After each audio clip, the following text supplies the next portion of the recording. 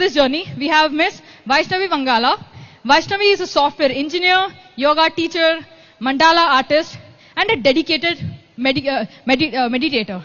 So she has brought us all together for creativity, mindfulness, and also inner awareness through her work.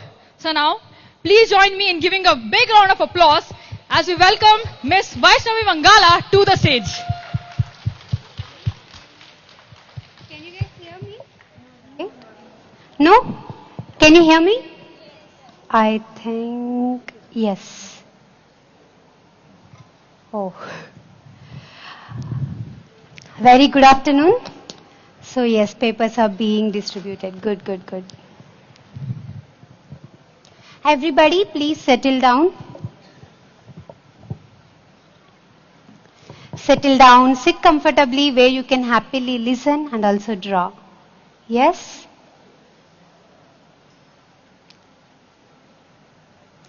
Today we had a wonderful panel discussion in the conversations, right? About dopamine trap and how we can get that steady dopamine.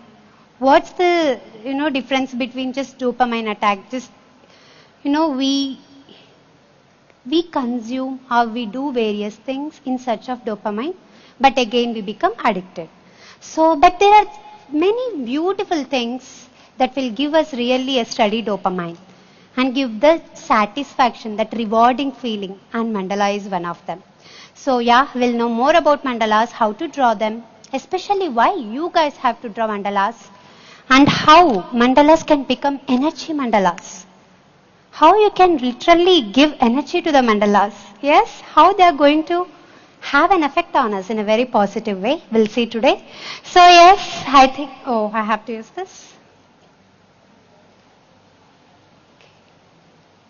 Oh, how could I go back? Yes. So today we are not just learning how to draw mandalas, we will see the science of mandalas. Because as we have been saying from 2 days, right, we are all spiritual scientists. We are not here to just listen and implement it. We are here to experiment it, to explore it in our own way and use it in our daily life so that we'll have a positive impact, so that we will really get benefits out of them. And today mandalas, we will learn the science behind mandalas. Okay, then let's go to the next slide. What is mandala? Yes, there is this, but you guys say, what is mandala? According to you, what is mandala? Do you have to be an artist to draw a mandala? A great painter? No? Yes, anybody wants to add some points? What is mandala according to you? There are various meanings for the word mandala. Yes? It's patterns. Okay, beautiful. Then? Designs. Good. What else is mandala? Shapes. Okay. Yeah, they'll be in symmetry. Beautiful. What else is mandala? There are various meanings to mandala. Yes, as you said, yes, there are designs, shapes. And also there's another meaning. Mandala is a 41-day mandala diksha. They'll use this word, right? Yes, there are various meanings, but yes, according to this mandalas, today we are going to learn. The mandala means, it is taken from the word mandala, again from the Sanskrit. Mandala means circle or center. Yes, every mandala starts from the circle or maybe from the center. Yes, from that small point. It starts from there and it grows beautifully. Isn't it? That's mandala. And again, you don't have to limit yourself only to draw mandalas that are in the circular shape. You can draw in various ways. But today we are going to explore the circular mandalas. And then coming to mandalas, there's no beginning, no end. Yes, it's always, when you say circle, is there any beginning and end to the circle? No, it just goes on. Yes, and it represents the wholeness. It represents the completeness. It represents the unity. Yes, so that's what the word mandala defines us. And it just defines about our life too. We're all complete. We are all whole. Yes, so that's about it. And also every mandala will teach us, just to go back to ourselves. The journey to ourselves. We are all here, why? To go back to ourselves, to know ourselves. What are we?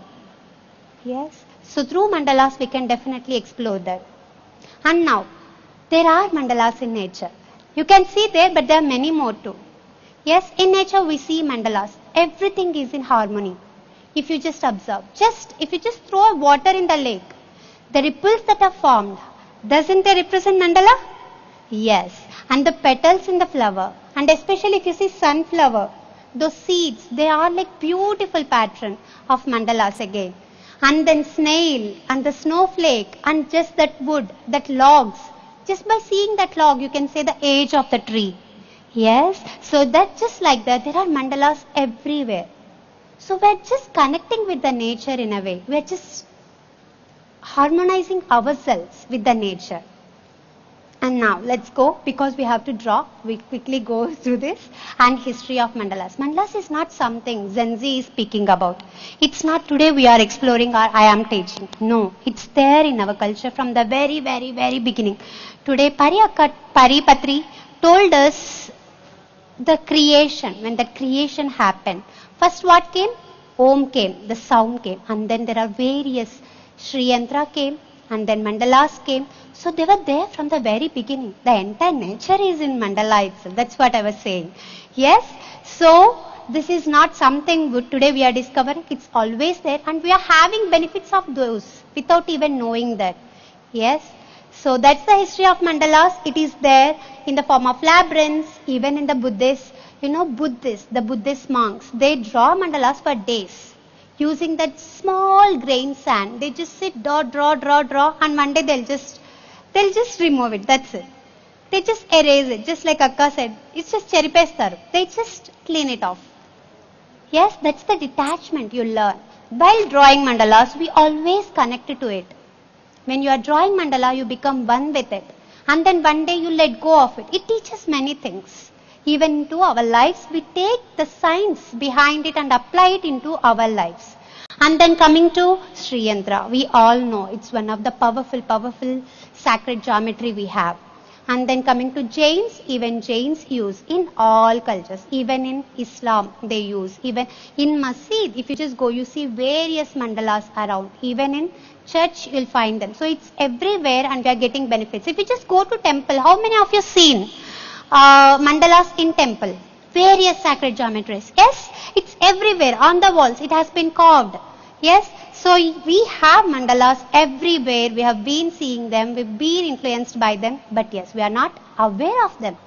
We don't know the science. We don't know that we can create our own mandala. We don't know that we can create energy mandala. Yes, today we will see that. And now, why mandala is for you guys? Why you have to draw? Why you have to learn about it? Why you have to use it?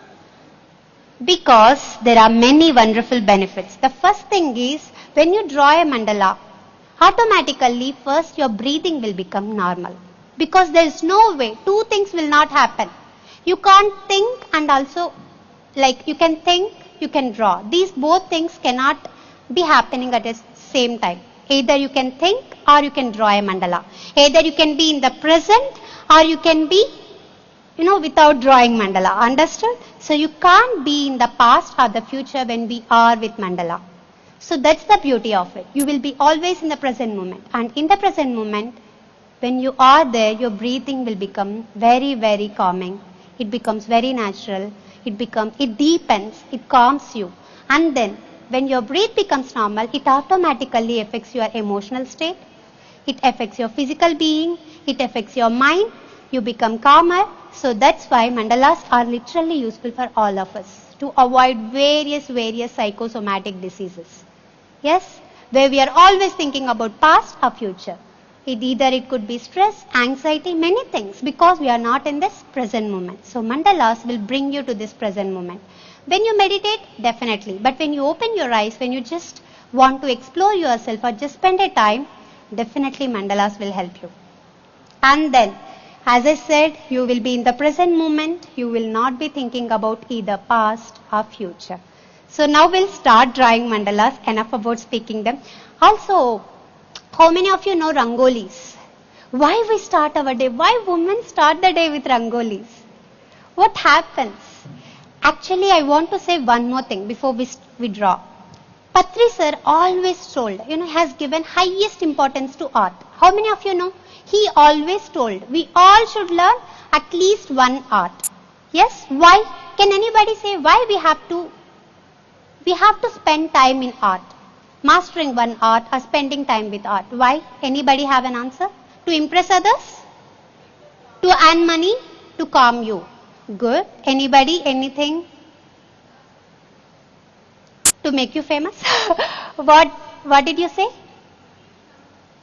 Sorry, I can't hear you. Oh, to keep you focused. Somebody said it. Self-express. Art is there to express you. You never know what is inside you unless and until you express it. Whatever inside you, it's called, in science we know potential energy and kinetic energy, isn't it? What is potential energy? Energy in static mode. We all have a potential. Even a mango seed has a potential to become a huge mango and give hundreds of mango every season, isn't it?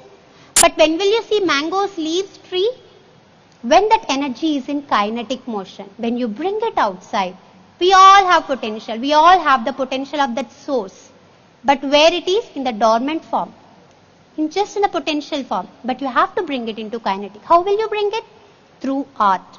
By expressing yourself. It's not to impress. It's not to compare with others. It's not to just pass the time. No, it's just a way to express yourself. And also there is one more beautiful thing. Every time when we meditate, Patri sir definitely plays flute. Why? Can anybody say? Yes, music helps for meditation, but there is something more than that. When he plays flute, there is something else happens. Can anybody explain? Even today's live music, we have experienced something. Thinking what it would be other than music. Yes. Mind goes into empty state. Yeah, that's true. Music has that power, but why live music? What is there in it? Actually, through art, it could be music, dance or something. When you are expressing, your energy is in motion. As I said, he's sending his energy. You are in his energy field. When you are around meditating in the presence of Patri sir while he is playing the flute, you feel his energy, you feel his love towards each one of you. If he is right here, if he is playing, you will be in different world, full of love. Because art has that power. It's coming through you, from you, actually through you, even from you. When you are expressing, you are receiving more, receiving continuous energy. When your energy is in motion, if it is stay there, you become stagnant. When you express, when you give it out, you receive more. And the best way to give yourself, to spread yourself, even for me to spread myself right now, is just giving it out, expressing it out in a way. And mandalas are the beautiful way to just express yourself. Okay, enough of talking, we will draw. Because then only you will experience more about it. All of you have papers with you? Good, just give me a second. I want you guys to stop this and make this as big screen. Middle, yeah, it could be in the middle. Maybe side so that they can see the middle stuff. Somewhere there, yeah. That's good, no?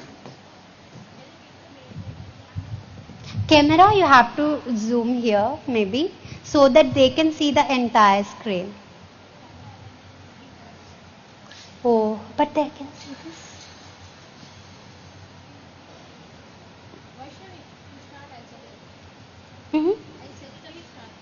Okay. It's fine actually, I'm fine here.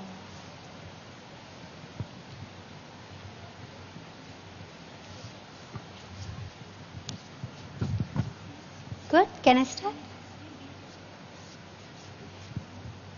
Yes. So, mandala teaches one beautiful thing. That is, everything starts with small point. A small step. You don't have to take big step. You don't have to plan everything ahead. Today we are not planning our entire mandala. We just take one step at a time. And that comes to your life too. Okay? We'll just begin. The beginning is everything and it just grows. It just grows with awareness. Okay, today we'll start. So, I know we have given you already the circled one, right? Yes, because to save the time. Good. Can I see the paper that you guys have? I need one paper. Laksha, one paper. Thank you. Wow, good.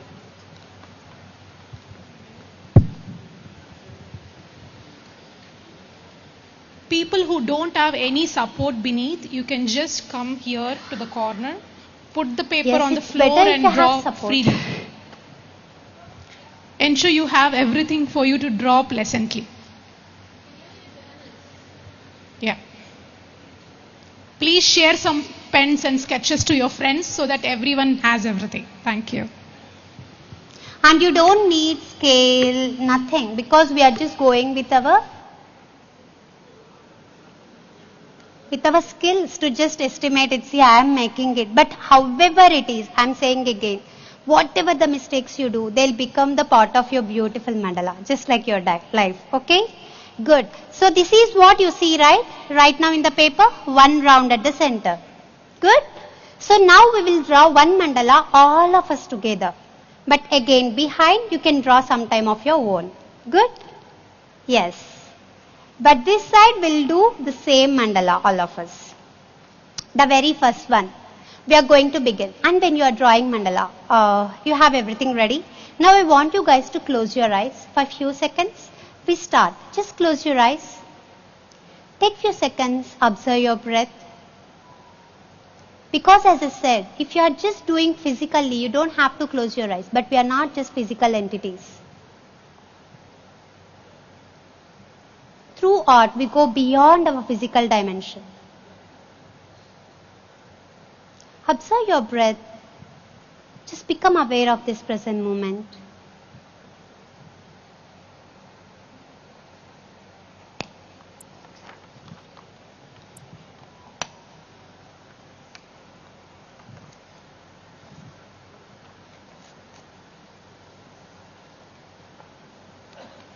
And let's take an affirmation. Just say to yourself, I am going to learn this beautiful mandala process today. And I am here not to compare with others, not to perfect this art, not to master it, just to express myself, just to connect with my breath, with myself.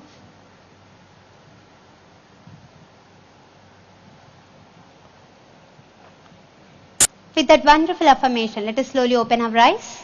And we will not compare with others. We'll just be with ourselves. We'll just draw it. Okay? In the silence. As silent as possible. Connect with each and every line you draw. And again, every line is an opportunity to correct yourself, to make yourself better. If you make a mistake, as I said, your mandala right now in your hand that is going to manifest will become an energy mandala only with the intention whatever you are drawing with. Yes, I'll give you an example. We know food. Why mother, if your mother cooks for you, it will be very, very tasty. You'll be very healthy when you eat it. The intention behind it, the love behind it, the care behind it, the attention behind it, isn't it? The same food, if it is made in the fast food center, the way they handle the food, how they beat it, the place it is, the vibrations, how they cook it, it is called fast food. And if your mother makes it, it just becomes the food of love. If the same thing is made in temple, it's called prasad. Yes? So everything is same when you see physically, but when you see behind it, there's energy. So your mandala will become the more energetic when you are drawing with that intention. If you are saying it yourself, this is bad, that will have an effect on it. Every line, appreciate yourself. Just vibrate with that vibration and see what your mandala will become. Every energy mandala doesn't have that, in movie that shows a kind of lightings and everything. No, it doesn't feel. It looks same. But the way you connect it, when you feel it, when you are energy sensitive, you'll feel it. Okay? So draw with that intention. And the very first thing we are going to draw is inside. Already there is a circle. But again, inside we are going to draw something like this. Yes? Try it out. You getting what I am drawing? Wow, it's zoomed. Good. A simple way. Just. As I said, one might be wrong. Draw with pen. That makes things beautiful.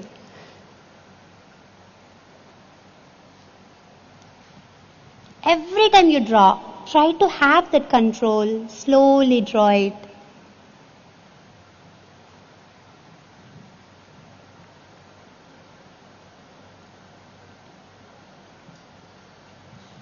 The more you draw mandalas, your mind to hand coordination will increase a lot. We're done, right? Yes? Now, we are going to fill these gaps. Just fill it. These gaps we are going to fill.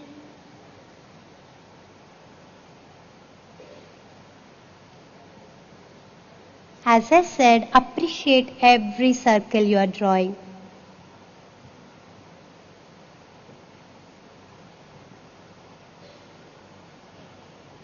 Be with your breath. Just observe how you're breathing.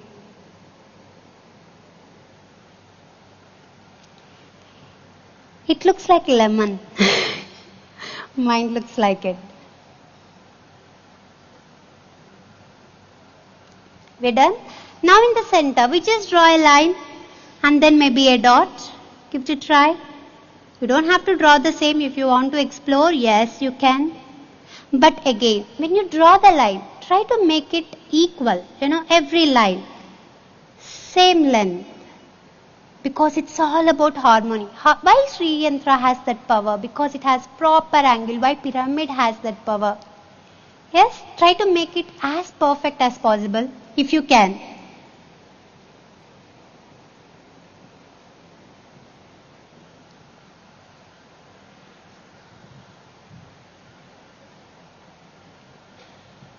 Beautiful. Now we have one more circle, right? Let me see how big is it.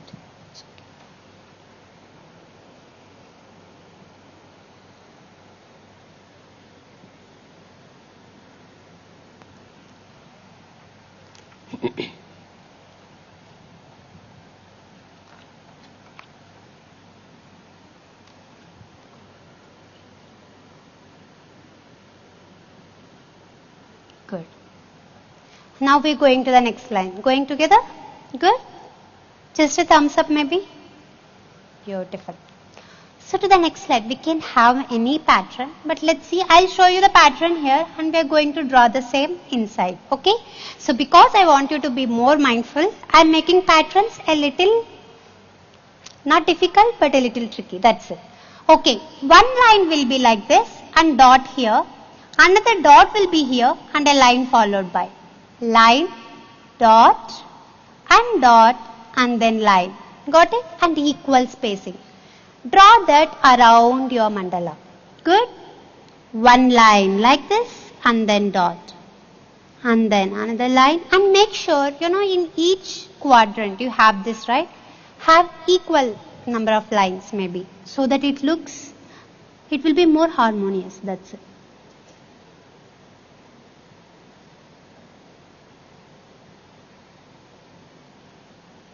Continue, no rush, take your time, one line at a time. If you made a mistake, the very next line gives you an opportunity to make it better.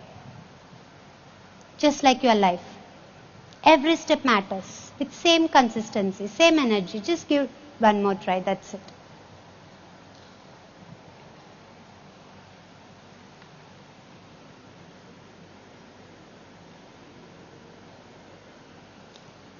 Out of all the mandalas I have drawn, I've drawn many. But out of all, my most favorite, and I think that's the most energetic, is something I have drawn in Agastya pyramid. When I was in Agastya pyramid, I had a calling to draw mandala. And I drawn it without using any scale, not even pencil. Just drawn with a pen, and it was such a beautiful mandala it turned out into. That's the energy of pyramid. I drawn it in pyramid. Believe your intuition. Don't use all the tools. Go with it.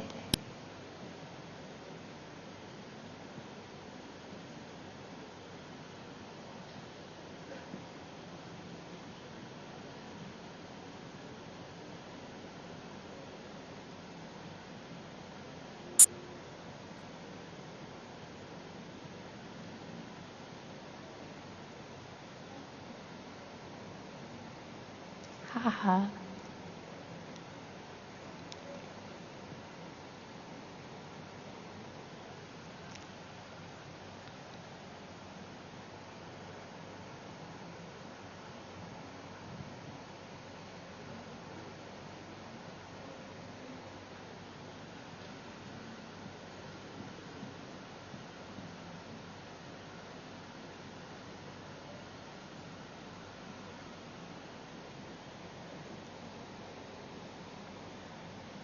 Okay, I think I may not finish.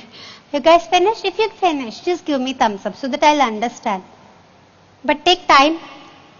No rush, because we are not here to finish it. We are here to experience it.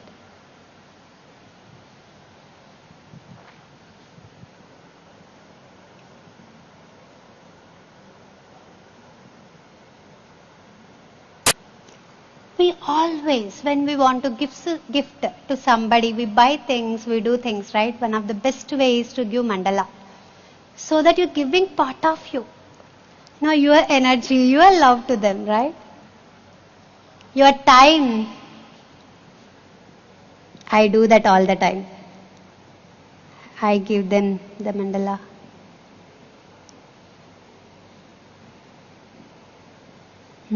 I am done. Please give me thumbs up if you are done. More thumbs have to rise up.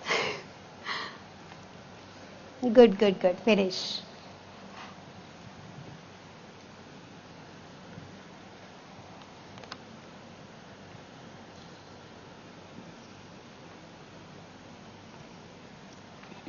Even for me, this is a new experience.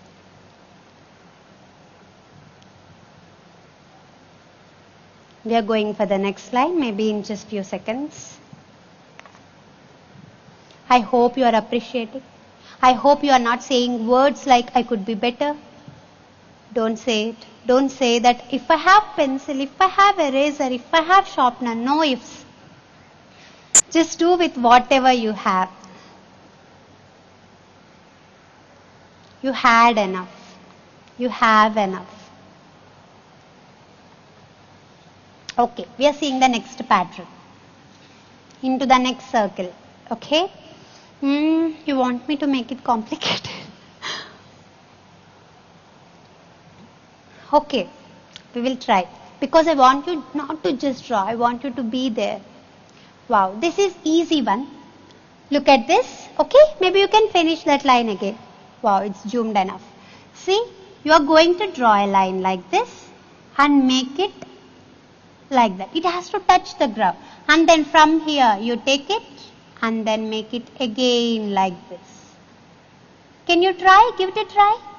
Just like this. And then like this. In the circle, start from, you have lines, right? Start from one of the line, base point. And from here, draw, touch the above line. And then come down and then make it a circle. Like that. Not circle, yeah. But yes, you can draw. Give it a try. Continue.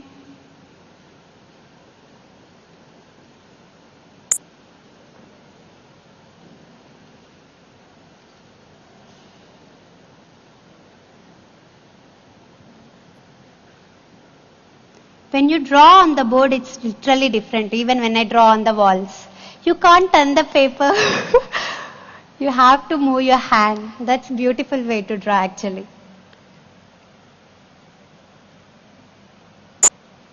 Continue drawing it.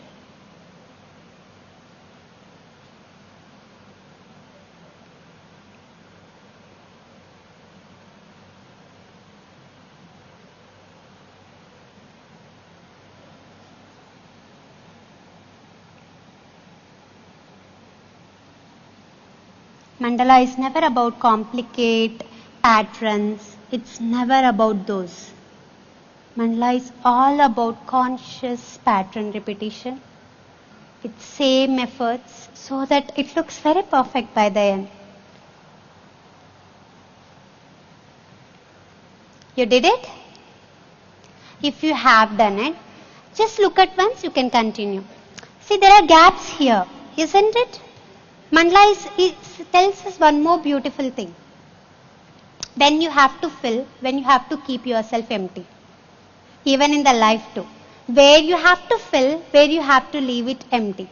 So now we are going to draw a circle in between everything. Like this. And we are going to fill this part.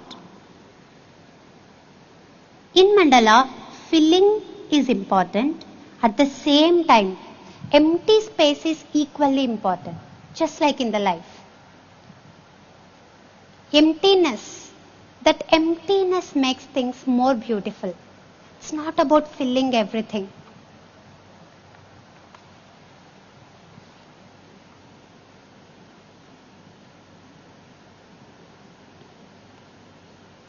Draw a circle and then the remaining parts just fill it.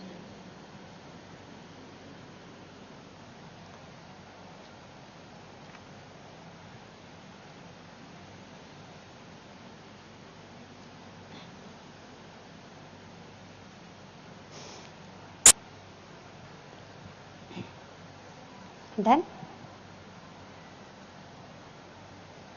continue drawing. Don't waste this time.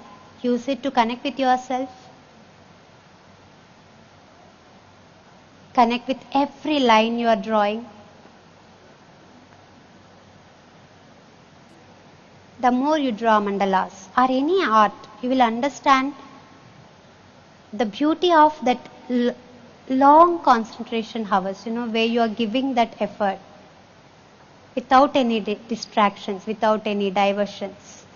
That will definitely increase. It reflects back in your career, it reflects back in your relationships. How many of you struggle? When you are sitting with a person, you want something else, maybe with the mobile, yes, or maybe scrolling, or maybe just listening around but not to the person before.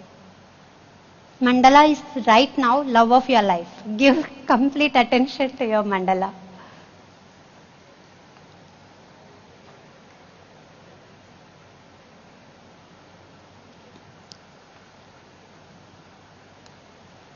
Okay, I think we're going to, just give me thumbs up if you have drawn. Very less thumbs are up.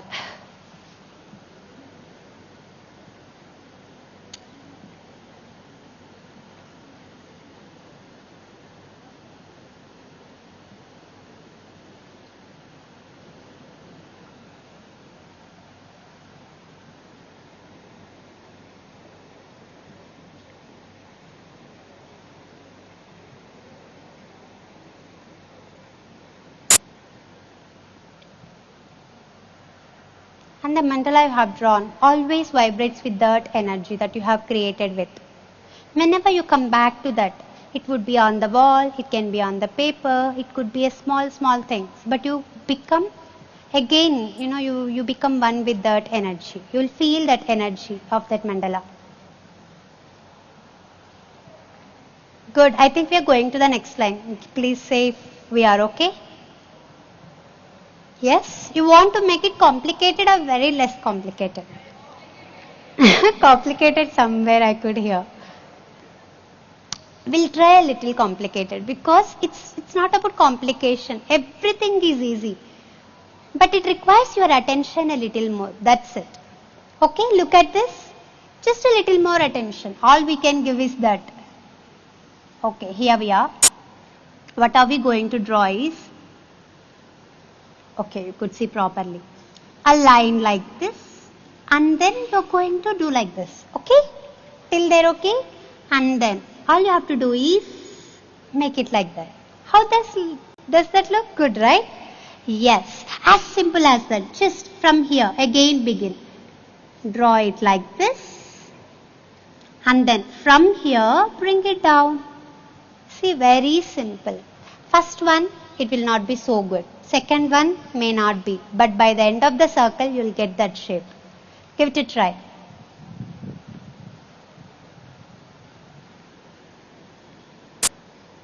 Continue. And now you have to draw that in the circle. Yes? Start from the line. Okay? From there you will start. Draw it and then take it down. Draw it and then take it down. Continue drawing it.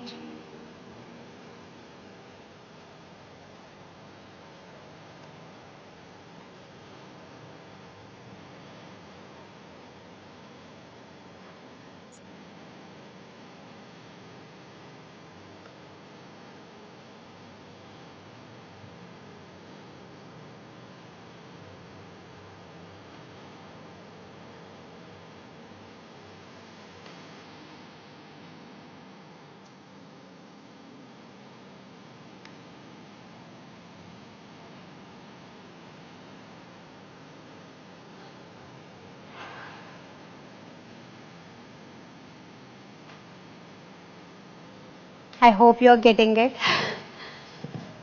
Bothipala.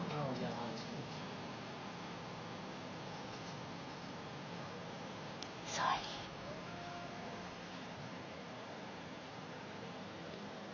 I'm saying there's no right, wrong way. Your mandala is yours, however you draw.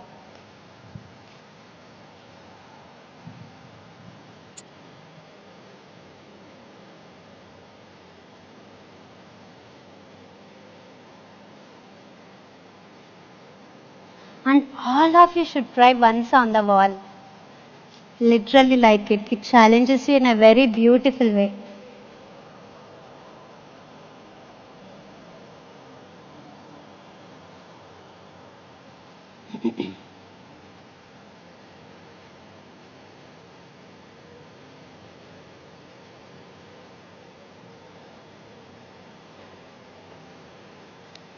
Continue drawing it.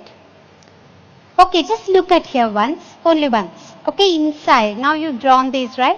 One line will be bigger, a dot, and the smaller one, a small dot. Can we do this? It's easy, right? Just do that and fill the gaps. Completely fill these gaps. Inside one big line and then one small line.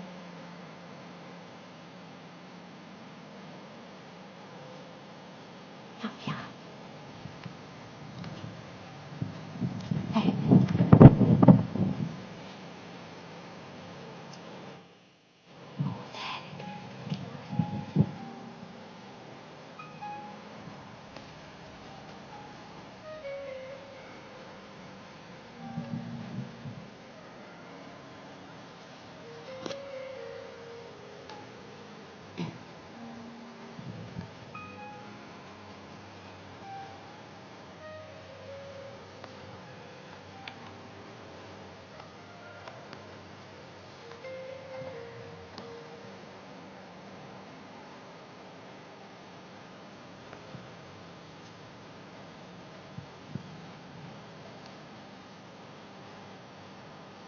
Also, mandalas are one of the best way to let go of your emotions when you're not feeling right, when you're having kind of chaos in life. Just express it through mandala. Just draw it out. You feel much, much better after that.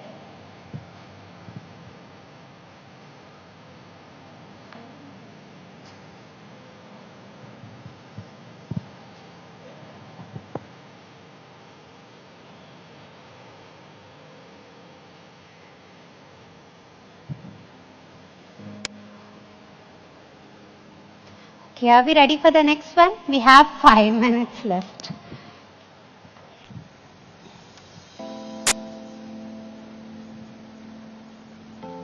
We'll go for the next row. Good? Thumbs up? No, not.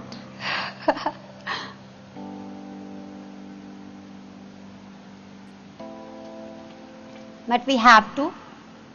So let me know if it's okay. We have only, I think, now 4 minutes. Yes. Okay, the next row goes like this. You can finish it anyway because I am thinking to stop it right now. Finishing can go in any way, but this one we are going like this. In a way, leaves. You can draw leaves the way you want, but yes, this is the way we try. Good? Something like this. Yes, again, it may not be easy for everyone. It's easy actually, but it may not. But you can try. With every time you draw, it becomes better.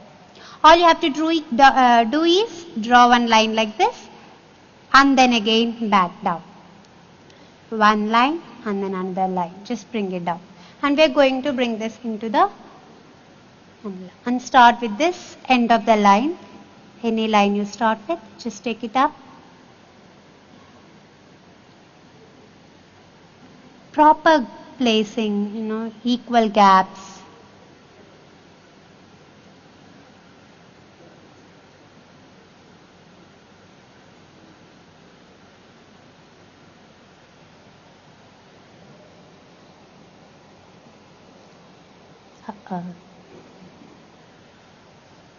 Good. And what we can do inside is, maybe you can draw something like this. and a dot on it. Can do anything, but you know this pattern, right? Just one spiral and on it a beautiful dot. That's it. It looks good, na? That's how you have to appreciate. However it is, it's good.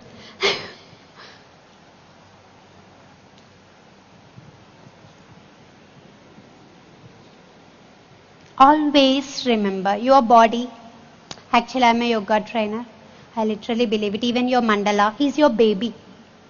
Whatever you say, it becomes that. What your parents say, if they say you're idiot, one day you become idiot. If they say stupid, you become that. If they say you are beautiful, they say that you can do anything, you become that. Isn't it?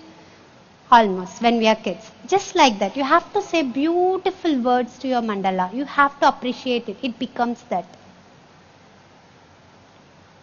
Say it. Touch it with love. Appreciate it. See it with appreciation. We always criticize ourselves. Appreciate your efforts. Appreciate your first mandala, your first baby, right? When it comes to mandalas, just appreciate it. See it with love.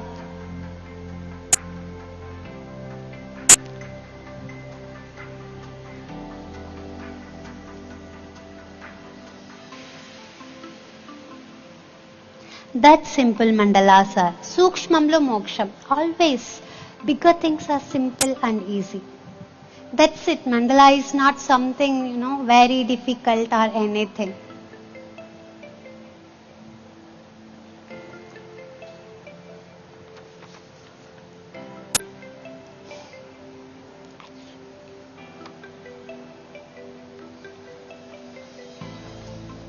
Last 1 minute, I think we are going to winding up.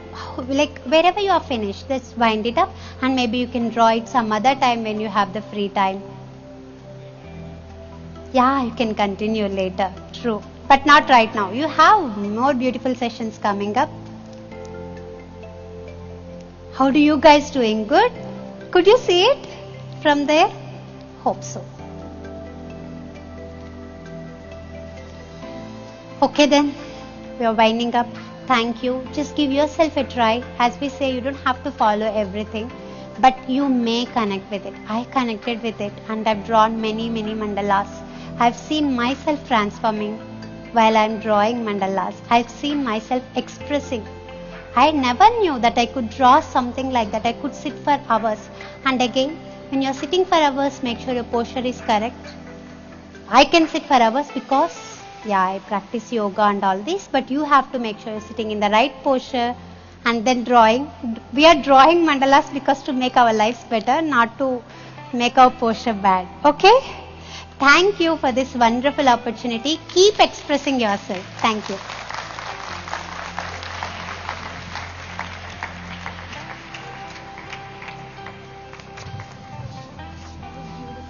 Thank you.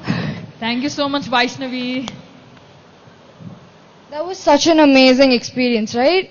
And also, as I looked around the room, I was just having a tour, and it was so wonderful to see everyone so immersed in the drawing. Like every line, the pattern, just taking shape with your patience and your focus. And mandalas are often seen as a reflection of our inner world. And today, through the simple act of drawing, we are experiencing how mindfulness can be expressed through creativity. Thank you so much, ma'am, for that. And now, as a token of gratitude, may I invite Mamta ma'am for the felicitation of our speaker. Let's give Vaishnavi another big round of applause.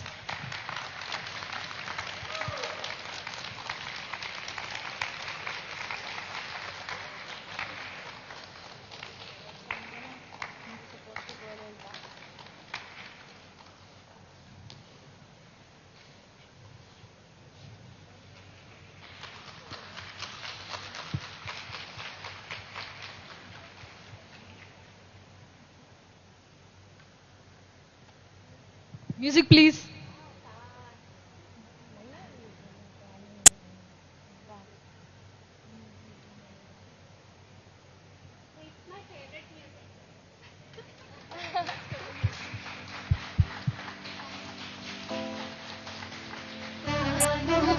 Thank you, ma'am.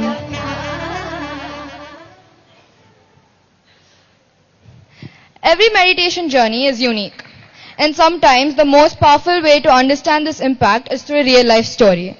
Well, for our next segment, it's Voices of Transformation. I would like to invite Shreyas, a 16-year-old from Kerala who's here to share his inspiring story with us. Let's welcome Shreyas on the stage.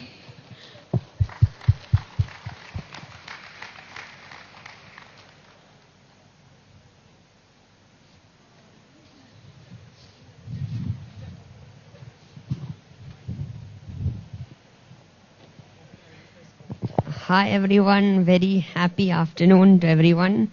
Are you all enjoying the events until now? Please raise your hand if yes. Nice. Okay.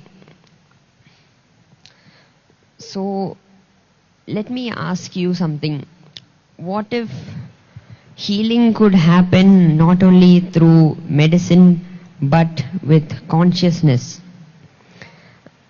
My name is Shreyas, and my name is Shreyas as Buddha. I'm 16 and I'm the founder of Calm Youth Academy, also a conscious life mastery coach for teens. Thank you. So my journey started off when I was 4 months old. I was diagnosed with a very rare genetic disorder, so rare that only 1 in 600,000 children get it globally. So my condition was such that the doctors told me that I shouldn't be consuming any animal products or dairy products because it would aggravate my skin. How? Basically, my skin, it used to be very dry and it would crack, sometimes blood will come, sometimes sticky fluid discharge, because of which I couldn't sleep properly in the night.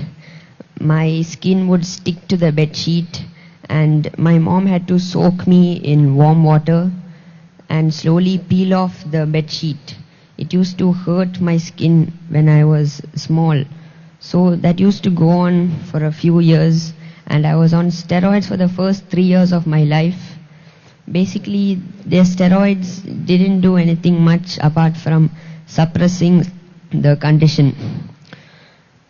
So as you all might know, at about age of 1, according to the rituals, the kid can start eating solids now. So my elders started loading me with a lot of dairy products and animal products, which used to aggravate my skin even more. It will bleed, crack, and more sticky fluid discharge. So I hardly had 2 to 3 hours of sleep in the night. So when I was 10, let's fast forward to...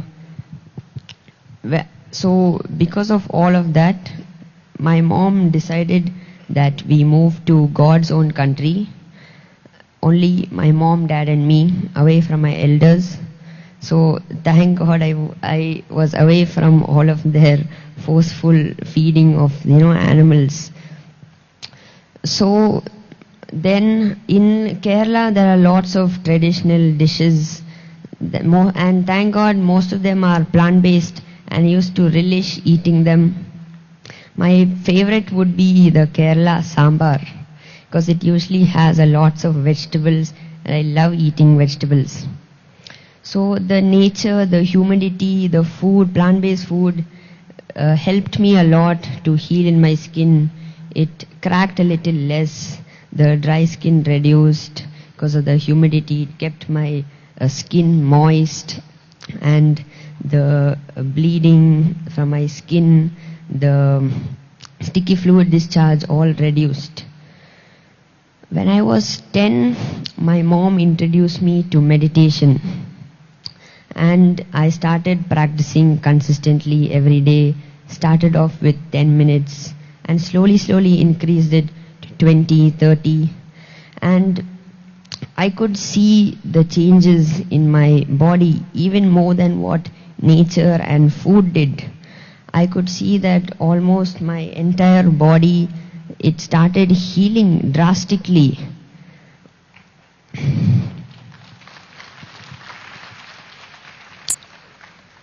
And it stopped bleeding and the fluid discharge as well.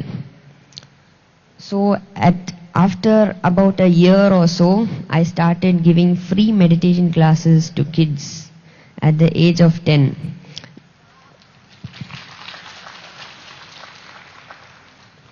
Because I thought that if I can see so many benefits in my body, I would love to spread the word of meditation like Patriji says.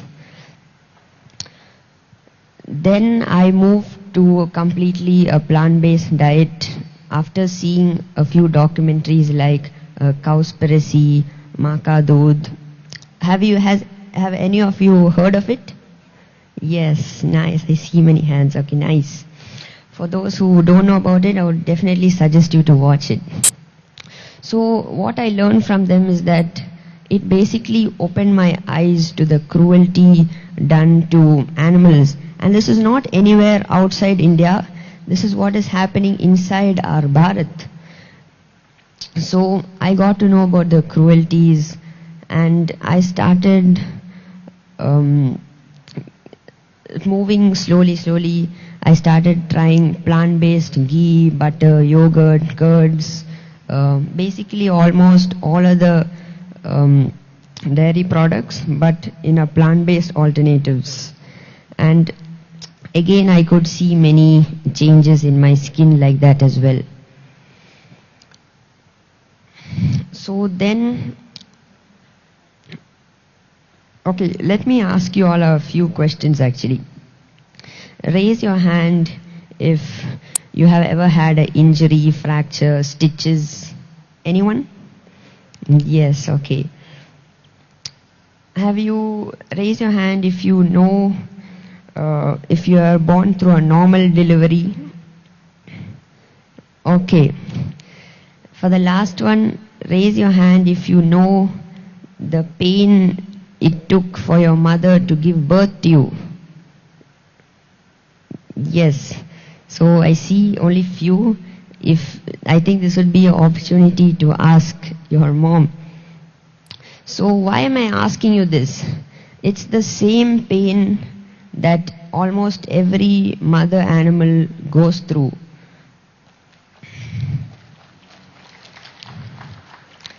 Or even if they are hurt or hit.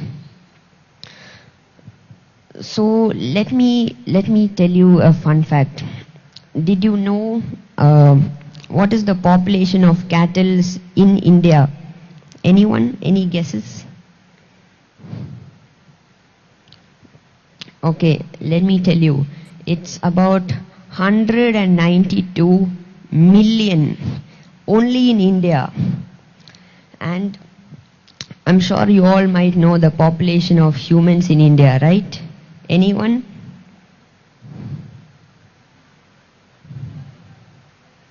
Okay, so it's 1.4 billion.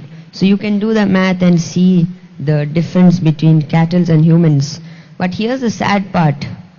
One cow produces up to 500 liters of methane gas. And this is a very harmful gas that is the major part of pollution. I think about 90 to 95% apart from factories, smokes or any vehicles.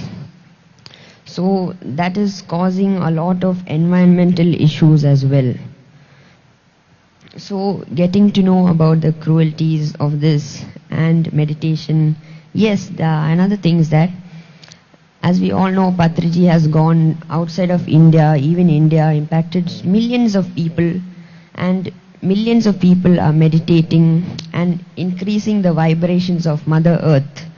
But on the other hand, on the milk industry, the slaughtering of millions and billions of animals is lowering the energies of Mother Earth.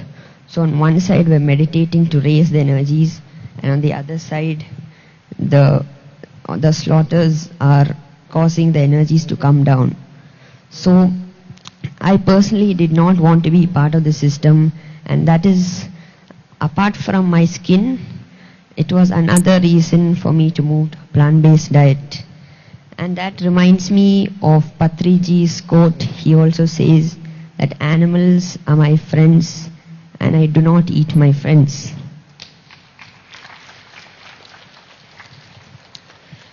So I'd like to leave you with this thought, and let me just recite a shloka. I'd like you to repeat it after me. Loka samasta sukhino bhavantu. Let's do it 2 more times. Loka samasta sukhino bhavantu. One last time. Let's give it all your energy. Loka samasta sukhino bhavantu. Thank you everyone for listening. Thank you. Wow, that was amazing and so inspiring. Thank you so much, Shreyas. It was fantastic. Okay, now moving on to our next session. To take us through this beautiful experience, we have Manusha, an assistant professor by profession and a meditation teacher by passion. Manusha has been practicing meditation since childhood. She is also an inner child healing facilitator and has trained in various healing modalities, including shadow work, breath work, sound healing, and Vipassana meditation. Please join me in welcoming Manusha Akkar onto the stage. Let's give a big round of applause, guys.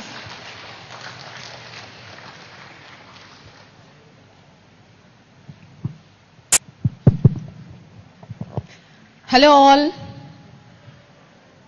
Hi. You're still sleeping? Yes, by doing mandala. Vaishnavi, where are you? You put them to sleep with your sweet voice. Let's give a big round of applause to Vaishnavi. She's very sweet. Yeah? Alright guys, today is going to be a very, very interesting session, because I'm not going to give you some random lecture to you. I'm going to talk to each one of you. As we go along, I want you to reflect whether each point of this is going to describe you. This is not going to be a lecture, it is entirely about each one of us. Right? Are you all ready? Are you all ready? That's the energy, guys. Thank you. So I am Manusha. I'm an inner child facilitator. I've been through a lot of journey, like since, as Varshini beautifully mentioned, I'm a meditator since childhood. But life takes you through different paths. You name it, like I had it. I had anxiety. Varshini, do you have anxiety? Yeah, yesterday she mentioned it. So I had anxiety, I had depression, I had fear, I had, fear of abandonment, like negative self-talk. You name it, I had in my list. I could tick every single negative qualities. And I didn't just give up. I was a fighter. I was a Wonder Woman. So I didn't just give up. I resigned my job in Hyderabad. I was working back in Hyderabad. I resigned my job. I wanted to challenge life. And I came to Bangalore. I started attending different sessions, healing sessions, silence sessions. And this inner child work, I came across the inner child, the word called as inner child, through my friend, my guide, Harika Suri from Quantum Life University. So, the minute I heard this word and I heard that 1 hour of lecture, that changed my entire life. Because till then I was only meditating to remove my branches of fear, of anxiety. I was trying to just cut off everything by silencing my mind. I could never understand what is the root cause of it. This inner child work, this healing session took me to that roots, started helping me to see where these are coming from. So it became very, very easy for me to recognize what am I? Who am I? Who is my true self? Who is giving all this? Right? So today I am here to take you through your own journey of connecting with your own true self. Are you all excited? Yes. So we all love stories, right? Don't we?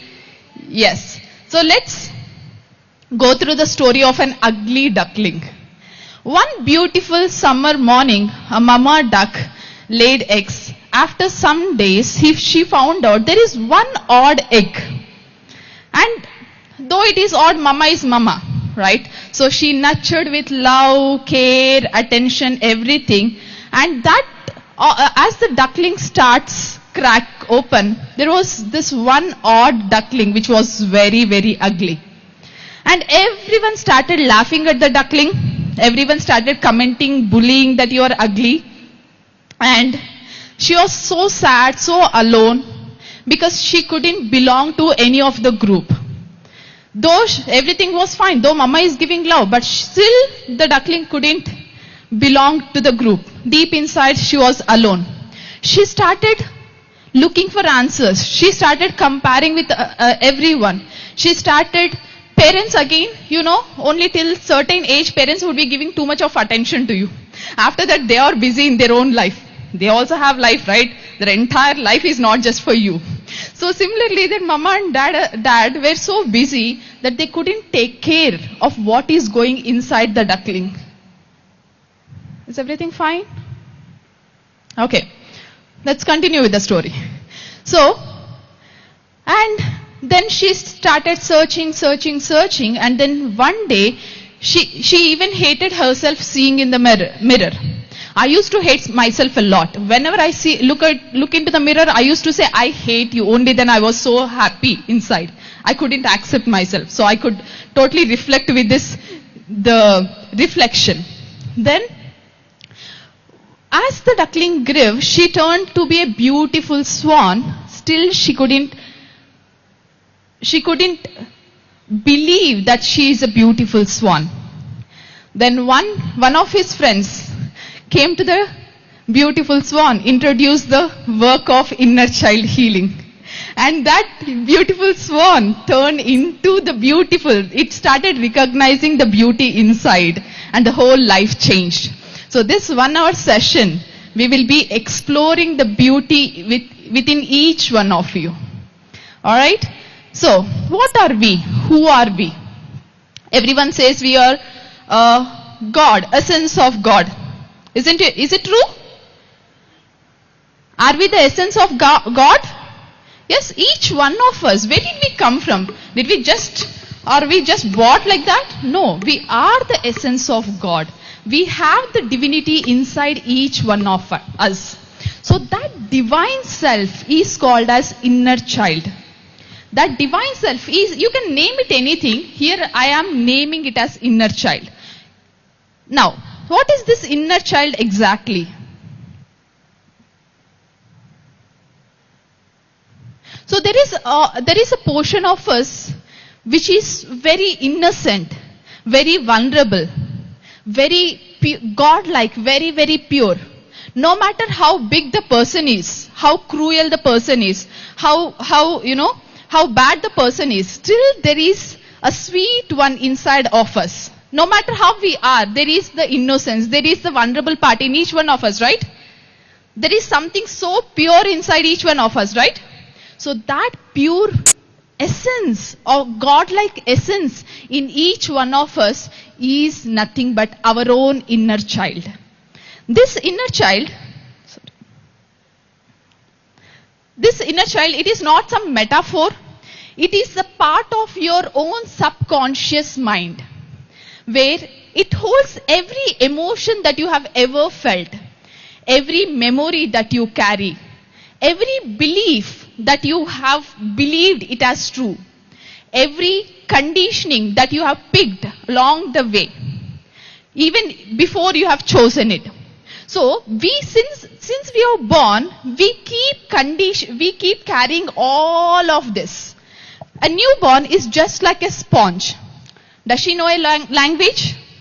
Does she know thoughts, how to think? Does she know how to believe, how to take decisions? Nothing, right? It's very pure. It's very innocent. It's very vulnerable. So whatever is given as the feed to the child, that starts picking up. That starts becoming its own personality. So everything, even if you have forgotten it at the conscious level, it still resides in each one of us. Do you remember? Can you just close your eyes and reflect yourself back in the childhood as a toddler? Can you remember the toddler self of you? No? At least we have some some things, right? We can remember how were we as a toddler, right? What are the qualities when you are a toddler? Vaishnav is still a toddler. I know that. Nikhil knows it better. Naughty, very good. Who said curious? Awesome. Always excited, yes. Sir, could you please stand up? Yes. Could you please stand up? Don't mind. Can you just dance? Wow! Give a big clap to him. As a child, thank you so much. As a child, we were like that, weren't we? We were like that. We were just dancing, playful, always enthusiastic, always, curious. Why is this not going? Okay. So always happy, very, very creative. Do you see Nirvan? Yesterday he published a book at the age of 10. So we are very creative. But as an adult, if I ask you to describe your life, what would you describe? What is your life like? Very boring, very monotonous. What else? Very sad, always competing. I want life to be better. You cannot accept yourself as it is. You cannot be just happy as it is.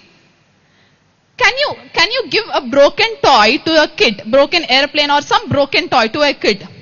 What does the kid do? Just makes the airplane and starts playing with it.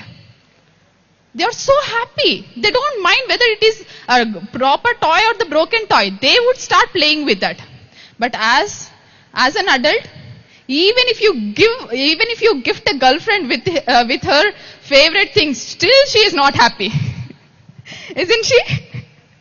Yeah? So that is how life has become, guys. Where did this all come from? How did we turn from that beautiful, happy child into this very boring adult? At least now I'm glad you're all here discovering yourself. Imagine the people outside in the world. They're still like this. Right? On one day, did we change or did we become like this? Or there were events in the life that made us who we are. There were events in the life who made us who we are. I'm not going to talk about your past if you're 20. I'm not going to talk for past 10 years. I'm going to talk since you're born as a sponge. Where did you all start this? How did this conditioning happen in you? What shaped, as I told, we are so pure, we are that divine essence. So, what movements that shaped our inner child? First one, neglected by your parents. How many of you agree this? Yes? It is not that your parents hate you, your parents didn't love you. Most of the current parents, they are working professionals. Since the time you existed in the mother's womb, you only know the touch of the mother. Even till the months of 6 months, you're very close to your mother. You only know the touch of your mother. Nowadays, the maternity leave is only for 6 months. After 6 months, when your mom starts going to the office, not just because she doesn't love you, she loves you more. She wants to earn more for you. But does a child understands it? The child thinks that mama has abandoned me because she wants the mama's touch. She wants to feel mama. When she is hungry, no one else understands except her mom what the child is going through. Neither the nanny nor the daddy. Only mama would know that. Yeah? So, if there is a separation between a child, between a newborn and the mama, the child starts feeling neglected. Each one of us would have felt neglected. And I'll give you one more instance. When a 3-year-old and a mama is again pregnant for the second time, and she is carrying a baby, she is about to deliver. She leaves the 3-year-old with her sister at her sister's home, and she goes for the delivery. Does it mean the child is abandoned? No. Mama wants the child to be safe. But do you think the child will understand it? He doesn't understand. He would cry for the mama, thinking that mama has abandoned me, mama has left me. So that impression that is there in your subconscious that the parent has neglected will make you to think that people whom I love will abandon me. How many of you have this feeling that people who love or who is close to me will abandon me? Thanks for raising hands. That dates back to the childhood memory. Right? Each one of us I have so many points, don't worry. I'll make sure all the hands would be raised. Okay? Even nowadays, again, there is work stress, there is screen addiction. Even my granny is addicted to the screen now. She is 90 years old. She's addicted to the phone. Just because to silence her, my aunt gives her phone. So everyone are addicted to the screens. No one are paying the attention, the human attention, human needs. We have forgotten the human touch, human feel, how it feels like. Criticized by the critical parents or teachers. This is very, very important, guys. Imagine a mama or a dad goes to the work and they have lot of stress, lot of pressure with the boss and comes back home very tired. And this child, naughty child, someone said child is so naughty. Naughty child starts singing, starts playing, starts dancing. And mama said, shut up. Don't irritate me. For the child, that's the world. That's the happiness. They are expressive. But if we shut down the child, passing these comments, won't you think that reflects into the child's subconscious? It does, right? So there are so many instances. I was a questionnaire. I used to question a lot. I loved physics. In my 7th grade, my teacher said, you are the question bank. You are always irritating with so many questions. I got shut down. I stopped asking questions to the teachers. In my 7th grade, imagine. Right? So, let's move on. Emotionally abused by the parents, siblings. If you are emotionally abused, nowadays we have this habit of exchanging. You do this, then only you will get this. Right? The rewards are based on your ability of doing things. So even as a grown-up, if we have to get the love, we start pleasing people. Only if we please people by doing certain things, we are eligible for love. That is what the habit pattern is running in our mind. Frustrated no matter how good you are constantly compared with the curative lives online. So there are so beautifully curated lives online and we are compared. Our parents keep comparing, oh, this is so beautiful, you should be like this, growing up you should be like this. We never give a chance for the child to explore their own creativity. We are always influencing the child. The parent is always influencing the child through the lives online, do you think they are true? They are not true. They are just curated. They are all fake. The reality is much farther than what they are showing online. Yeah. So pleasing parents for approval, never get the approval what you need. This is going to be very interesting. How many of you have got sexually abused, molested, or touched in the wrong way, including boys, when you're a child. I got molested so many times. I'll share you the example. I was very young. I came to the Bangalore. My uncle was just beside me. We were crossing the road. Someone from behind, some unknown stranger, he came and touched my bums. I was very young. And I felt it was a wrong touch. I could feel that. And since then, even till now, whenever I walk in the road, I become super conscious. I don't feel safe. My eyes would be all 360 degrees. Who is coming? Who is looking at me? What are they looking at me? Where are their hands? Where did this fear come from? Dates back to the childhood. And most of us, even every one of us, I bet you today, every one of us thinks that even if we touch the child in a wrong way, they don't remember anything. They don't feel, a newborn or a young child who is a toddler, even if we touch the sexual parts, touch them in a wrong way, they don't feel anything. But they does. They know the wrong touch and the right touch. They know the wrong thought and the right thought. They are very, very energetically absorbing every single thing that's happening around them. So we have absorbed everything around us. Wherever we are, if we are here, they would absorb the energies. Maybe we have so many layers that the energy is not penetrating inside, but the child, they don't have those many layers of conditioning, so the penetration happens directly. So they know everything, they know the touch, they know the feel. Even how mama feels, the child would know, even when they are in tummy. This we keep hearing that. Yes or no? Yeah. Raised in a dysfunctional family where alcohol, drugs and mentally illness. Imagine the pathetic.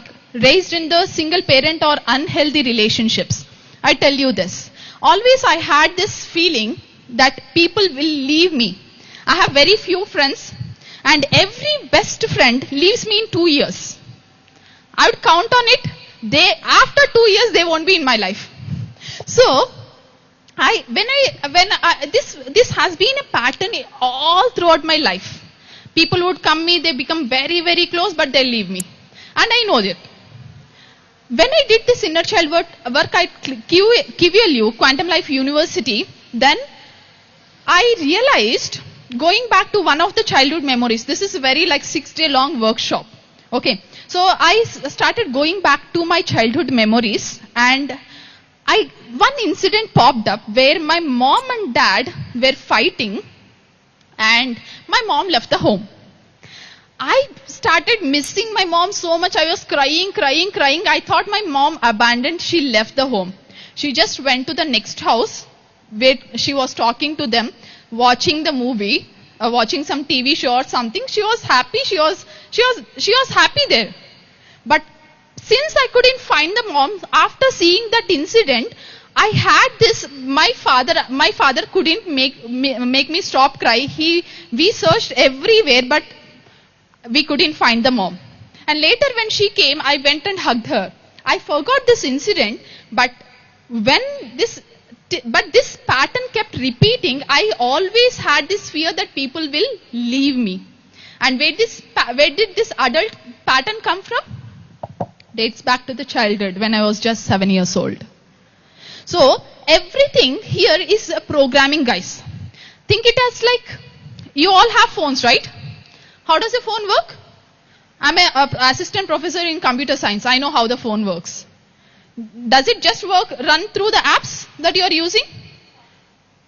It has an operating system. It has a software which is installed. That software, everything that you put onto the software, it keeps running. We have been this childhood programming is the software, is the operating system that's been installed in each one of us from the age 0 to 7. Sometimes it is till 10. Whatever your subconscious pattern is running inside you, that reflects in the external world even as an adult.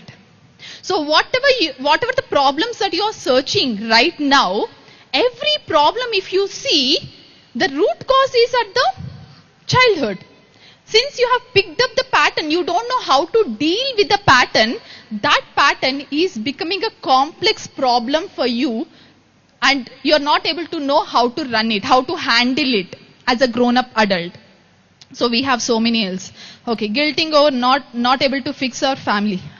This slide is going to be interesting. Growing up, measuring the worth in likes, views, and comments even before you knew who you were. How many of you could relate to this point? I want the hands raised.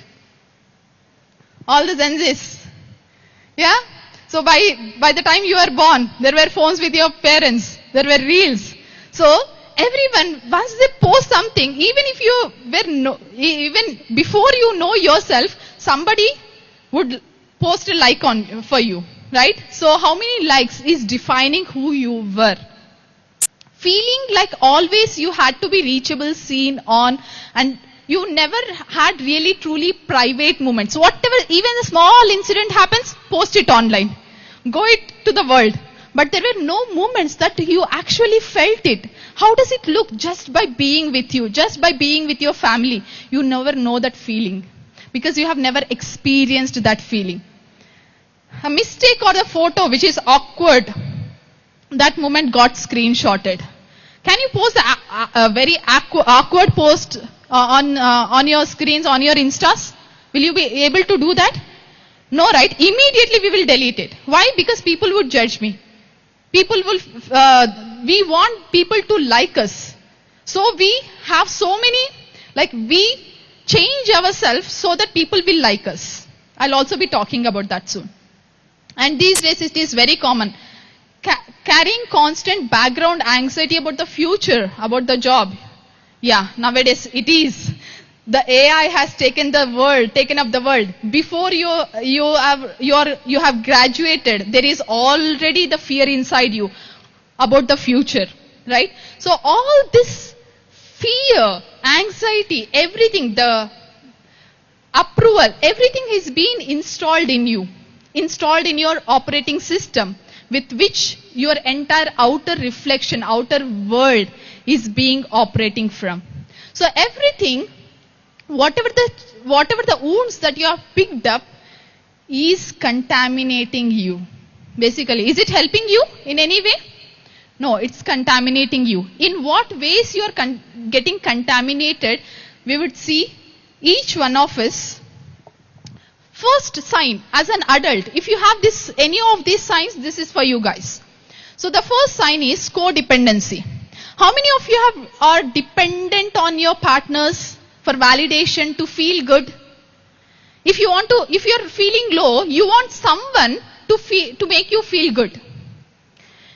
You want others' needs, your partner's needs are more than your needs. You will neglect your own needs. You don't have the self-identity. You want someone's validation to feel your own identity, to feel your own belonging. Right? So that's codependency. You always need someone's support to feel who you are, to know who you are. If this is for you, yeah, it has come from your parental wound. Because when your parent is not available to you, you are not able to feel good. That feeling, now it reflects as an adult, you want someone to validate who you are. Offended behavior. So even if it is not about you, you feel that it is about you only. Right? Two people would be talking, you think that, oh, they are talking about me only. You feel offended for everything, and trust issue. You cannot trust people. It's so difficult for us to trust someone. Why? Because when you are a child, when you are a newborn, when your mama left with a nanny who is not treating you well, you mistrust the world. World is not safe. And that reflects, when you are grown up, that reflects that you cannot trust the world. Acting out and acting in. You become extremely violent or you become extremely silent. I'll tell you my own example. So very recently my niece passed. She is just 14 years. She had health issue and so it was like very traumatic at the home. Everyone were crying, everyone were feeling sad, and I had no feelings at all. I was just normal. I was with everyone, sitting with everyone, consoling with everyone. I thought, oh, I am a meditator. I have already dealt such situations in the past. And now it's okay for me. But later, I observed one pattern, two patterns actually. One thing, I felt quiet. Absolutely quiet. I was not talking to anyone. I was even talking to the Paima people. I left them. I abandoned them. Not for any works I was available. And I was eating too much. I was eating like two men would eat. Every meal, not just one meal a day. Every meal I would eat like a two men. And even between that I would eat like a whole snacks as a meal. I was eating too much. And when I started doing this inner child, I thought it was just normal because I was so tired. My body wants it. So I was giving the food.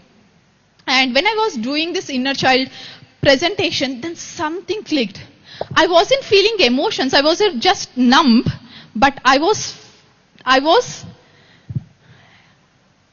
feeling that I was numbing myself through the food and through the silence. Why?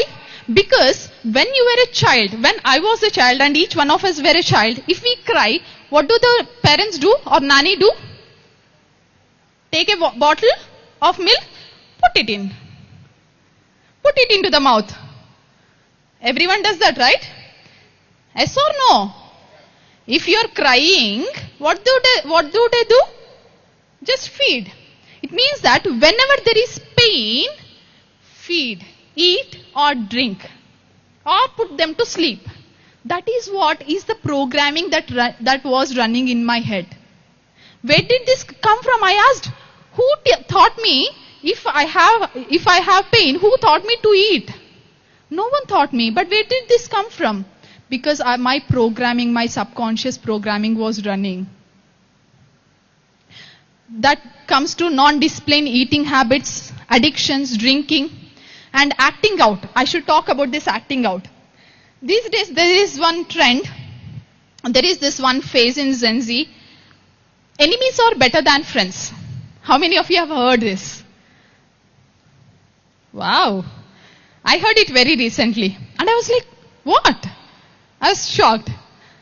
They explained, I was talking to a friend the other day, and they said, enemies are predictable. You know that they would do wrong to us, so we are very aware. But friends, we are not aware. They would do bad to us. It's like, he gave me an example, like, you know birthday bumps, right? Birthday kicks. They would lift them and kick. All the friends would kick. Have you ever imagined how much pain a person would be going through? Too much. There is this one new trend. These are all very shocking for me, guys. I heard this while I was doing this PPT.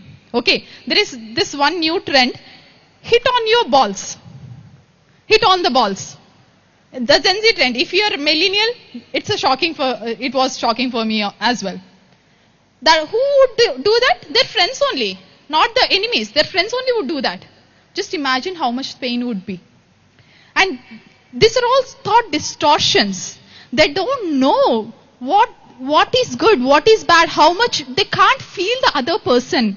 Because as I told you, we have lost the human touch in the era of this digital. We are always constantly with the phones. We are always in games, everything. Where did this come from again? Is it your mistake? How many of you are phone addicts? Reels. This, if you are not raising hands, I won't swear. Every one of us, right? Ha, dekho.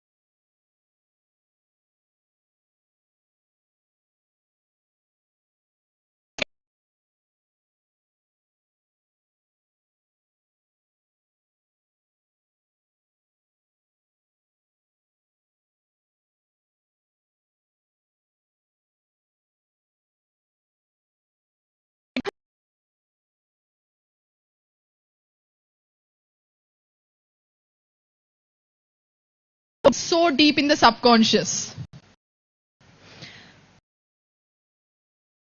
Narcissistic disorders. So you always, everything, you want to be the center of the world. You need all the attention. The world should revolve around you. That's narcissistic behaviors. Magical behaviors. Even if everything is off, you are the king of the world. Even like you will not be realistic. You will be either pessimist, you will be complaining, you will be judging, you will be everything except that you are realistic. That's magical behaviors. Intimacy. Wow, I should talk about this. How many of you have relationship issues? I would raise hand first. Nikhil and Vaishnavi? Now better, not over. Nikhil is not answering because he has to go and deal with his wife. How many of us have this intimate relationship issues? Because we have seen our parents not being intimate, we either took it positively or we have either took it negatively. There are two behaviors always, either acting in or acting out. Either you suppress it or you become the extremist of it. Nowadays, there is this buzzword called body count. How many of you have heard this? Don't say, everyone has heard. If I have heard, everyone, the world would have heard about this. Okay. Whoever has high body count, they are great. They want to compete with their friends to have the high body count. You know what is happening?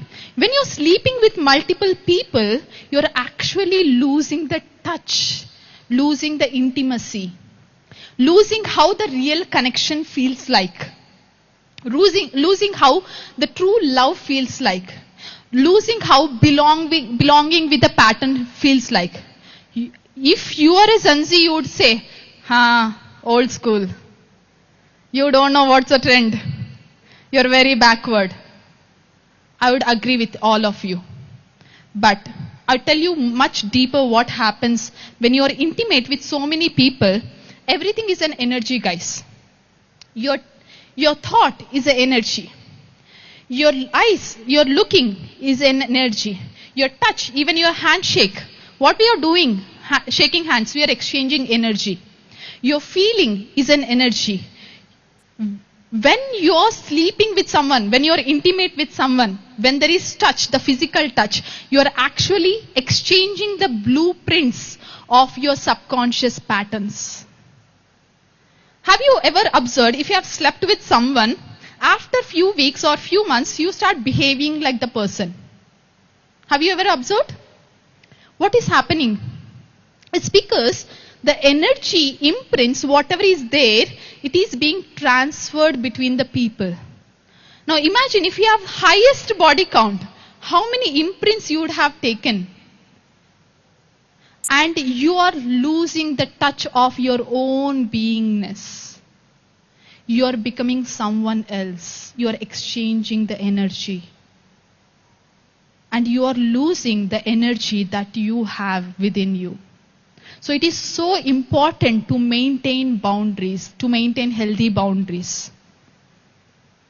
So all these issues are much, much deeper. As a 20-year-old, 26-year-old, you will not know what it is. But once you cross 30, then you want to search for a real connection. You will never truly understand what the real connection is. You know why? Because you have never connected with yourself. It's not that you have connected with multiple people. No. You have connected with multiple people, giving each part of you, losing your own imprints of your energy. You became so empty that you disconnected with you. How many of you feel always empty? No matter you are an achiever, but there is emptiness inside you. It's not just because, it is because of all these issues. There are so many, I could list only few because I'm only given 1 hour. This is a 3-day workshop I do in Pyramid Valley. They have just given me 1 hour. So, it is so important always to be in touch with our own self. And along this way, from the time you are born, along this way, we have picked up so many labels that I have to be perfect before I'm allowed to show up. How many of you believe this? I believe it. I was never on the stage. Every time people would call me on the stage, I would say, I have to be perfect to go and take a session for, 300 people. This is my first session ever on the stage, like with all 300 people. I would always say no. No is the first answer that people would hear from me. So, I've picked up this label because I've been bullied. I've been commented from my cousins when I was very young that you are not good enough. Your English is not good. You don't know English. You don't know math. I started believing that. Everyone else has figured it out except me. I am one of this. I know everything what I've written, it was about me and it was about each one of you. Not just me. I am with you. You are with me. I'm not productive. I'm worthless. I'm too sensitive. I need everyone to like me. And something is always wrong within me. My feelings doesn't matter compared with what's happening in the world. There is too much happening in other people's life. Let me pay attention. My feelings are not important. I'll never measure what I'm supposed to be. I'm always alone, even when I'm connected with. Even if there are so many people, we always feel alone, empty. I'm missing out something always. If people really know me, they would leave me. If people know what is true, Manusha, they would leave me. So we always make this mask. I have no control over my future. I should have my life together now. Yes, I should have my life together now, but it is not it. I'm only as good as my last achievement. I don't have time to rest. I'll fall behind if I rest, if I don't compete. So, how many of you could agree to have picked one or more labels in your journey? Now I could see so many hands raised. So, while in your journey, while you're picking up, you have learned to believe all these are you. But are you that? No, you're not that. You're not the true self. They are just the labels. They are just the outer masks that were given to you. We started wearing masks to defend, to protect ourselves from the outer world. Like, you wear a happy mask. Manusha is always happy. She's always smiling. No, come to my home. You will see what Manusha is. See me in the Pyramid Valley, you can never identify Manusha, who Manusha is. Right? So we make this strong mask. Even if you are weak, we want to show up strong. Even if you are strong, you want to show that you are weak. Sometimes. It's both ways. Innocent mask. Cool guy mask. Zanzika. I'm cool guy. Your life would be messed up. You are still a cool guy. Humorist mask. Achiever mask. Bully mask. You want to be bully. You bully others. Just because you don't want to feel empty. You want to connect to the people. But that is the only expression that you know. To bully people. Control freak. You keep shouting at the people. Keep shouting at your parents. People pleaser mask. You have to do something to please the people, to get the works done. Social butterfly. So all these masks, we start wearing as our personality. But what do you gain from this? The safety, the security, the acceptance, the belongingness. Because if you don't wear it, if I'm not happy, would the people take me into the group? If I'm always sad, crying, would the people will love me? Come to me? Say, we'll be friends? Do they say that? No, they won't say. I have to be happy girl, so that I have to be the enthusiastic girl to belong to a group. So, by wearing, there are so many other masks, guys. I've deleted so many, because my slide couldn't fit. There are so many other masks. We feel this safety and security and belongingness. But what are we losing? What are we losing? Ourself, the authentic self. Your own authenticity. Your own true self. What you truly are. You are not able to show that to the world. You have to be something. always. It is good to be something always, but are you aware that you are something? Are you taking the steps towards authenticity? Are you there enough to walk the path, to become the authentic self and to show it to the world? It is so important. So the whole work, today I'm not going to give you any solutions because of the time constraint. Probably if time permits, I'll give 5 minutes of meditation. If not, you can attend this inner child healing. This entire work is called as inner child healing. You can attend it anywhere. But whatever these 3 days they have discussed in this 3-day, 4-day retreat, everything is a solution for you. Every solution is to make you move from voidness to the wholeness of your own self. So, you don't have to regret my life was like this, my parents would have been better. No. Whatever, we always and only have selected the best feeling experience that is available in our life's menu. We had no other choice. If you are given with idli and dosa, sir, what would you pick? At least now, what is your mood? Idli or... Okay, you want to say idli. Yes, perfect. So he doesn't want to eat. That's the best option he chose. If we give your favorite ice cream, nothing. Okay, I asked the wrong person. Very honest person, huh? By the way. Okay, I would pick dosa.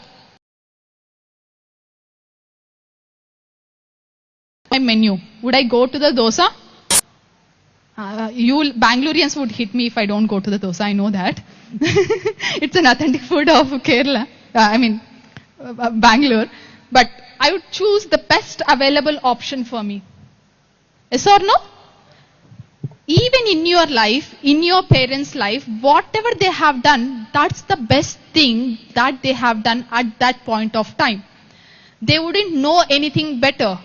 So, going back to, looking at your life, you don't have to regret any incident, any moment, your parents. No, that is the best option you have selected for your life menu. But right now, what you have to do? Add more choices. What you are doing here, sitting here, is adding one more new choice of exploring life. A big clap to each one of you. To each one of you, it should sound louder. When you start adding more choices to your life starts becoming better. So what you're not responsible of the programming that received in the childhood, but as an adult, you are 100% responsible for fixing it. Now, how do you fix it? I'll give you a few steps. There are always 2 voices inside of us. One is that vulnerable, wounded self. Like whatever the negative beliefs that you have, someone is talking from inside. Yes or no? There is always someone talking from inside. That is one voice inside of us. There is also another voice which is awakened, compassionate, your own intelligent voice. So that intelligent voice is always guiding you. It is always there, guys. It is always guiding you. But there are too many thoughts. Our brain is fogged with so many thoughts, so many external distractions with the world outside that you forgot to listen these 2 voices inside you. So that's where this is where meditation comes into your picture. What are you doing? You're sitting, meditating, closing your eyes, observing your breath, removing all the fog, all the thoughts. What is left? You'll be left with these 2 voices. One is the voice that needs help. One is the awakened self that is ready to guide you all the time. And always the next steps to your home, to yourself is notice the inner child voice in your daily actions. Every day, every minute, even before I stepped onto the stage, my voice started saying me, oh, this is your first time, how would it be? My awakened version started saying me, no, you just surrender. You just be, let it flow. Whatever they want, you will get it. There are 2 voices I could hear because I sat in meditation for a few minutes. That's where meditation helps you. Practice the small act of compassion. How many of you treat yourself? Wonderful. I would go on long dates. I would go on long drives. I would go on a solo dates. So for food, like I would go to my restaurant, eat my favorite item, just enjoy being with myself. You know, I would do all the things that I love to do. So this act of self-compassion. So if you want to show love to someone else, what do? Guys, I want your eyes to be here. They will be on the stage in few minutes. Don't worry. You'll get to see them. So if you want to express, I know there's 7 minutes. I'm looking at it. Thank you. So if you want to express love to someone, what do? You do the favorite things that they like, right? If Vaishnavi likes flower, I would give the flower to her. I would give the flower to her. You have received so many from Nikhil already. No. So what do? You do the favorite things that the other person likes, so the other person would feel happy. Why don't you do that to yourself? Because there is someone waiting inside of you who wants the love. You want love? But you are searching for the love from your boyfriend, from your girlfriend, from your parents. They are not loving me. I would ask, are you loving me? Are you loving yourself? No, not me. Are you loving yourself? Yes. Huh? What gift did you give? To yourself, sir. Do that. Gift yourself. Spend time with yourself. See how your body is feeling, how your mind is feeling, what kind of voices you have. How every minute are you able to connect to yourself every minute? That helps you. Journal all your negative core beliefs. First, identify. Acknowledging is half of the job is done. I would say 90% of the job will be done if you just journal what you're going through. That's why journaling is so important, and there is a journaling session in this PIMA sessions as well. Seek support. Yesterday Varshini was saying, seek support whenever you can't. Like I would go to the therapist just like that. Not therapist, my own guides. They would cry. They would have like exhausted by having me. I won't leave them. Because I want to be loved. Then later I realized, okay, their inner child also should be happy. Let me leave them for now. So I started dealing things with myself because I know this work. Okay? And thank yourself for showing up for yourself today. Everyone, one more big round of applause for yourself. And this is for me. So the time that you give is the love. The more time that you give for anyone is the love. To yourself is the love. The attention that you give for your feelings is the worth, is the self-worth. It doesn't come from anywhere, guys. You will be searching, you'll be running behind self-worth. It doesn't come. The attention you give, it is the self-worth. The affection is the approval. Your self-guidance is your competence. Your discipline is your character. And the shift that healing brings you is you will be enough. You will be abundant with happiness, with love. You don't need any other person. The other person will just add up to your life to make it more beautiful. And you will draw healthy boundaries. You will start making real friendships. You will be always your true authentic self with everyone, and everyone will love you, guys. Trust me, if you really work on your authentic self, they will love you. Okay, so you don't have to wear mask. But only thing is you should work on yourself.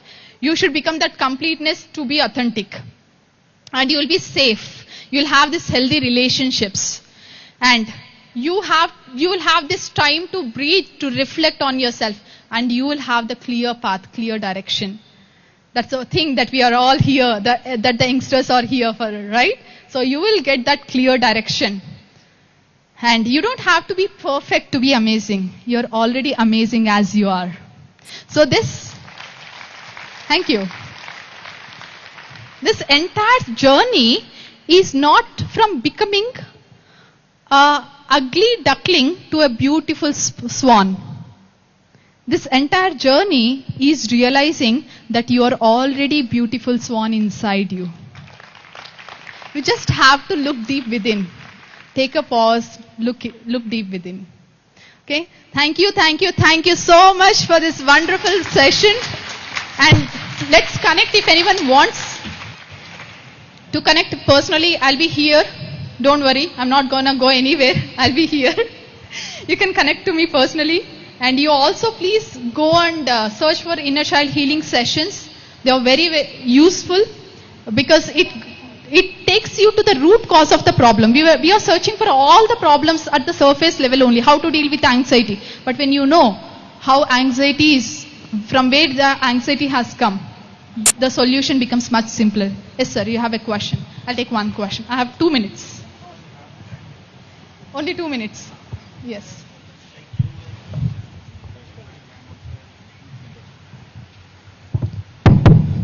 I have so many questions, but I figured out 3 are very crucial.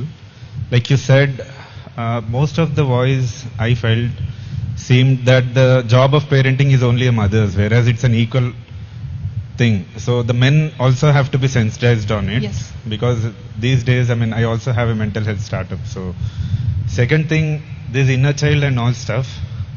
My mom was I can say it in the public. My mom was a psychiatric patient. I've had my own share of mental health issues, but that's only a genetic memory that is being. But we have 8 types of memories. Once you become spiritual, now I deal 8 businesses doing very good, but I don't think I've never been anxiety.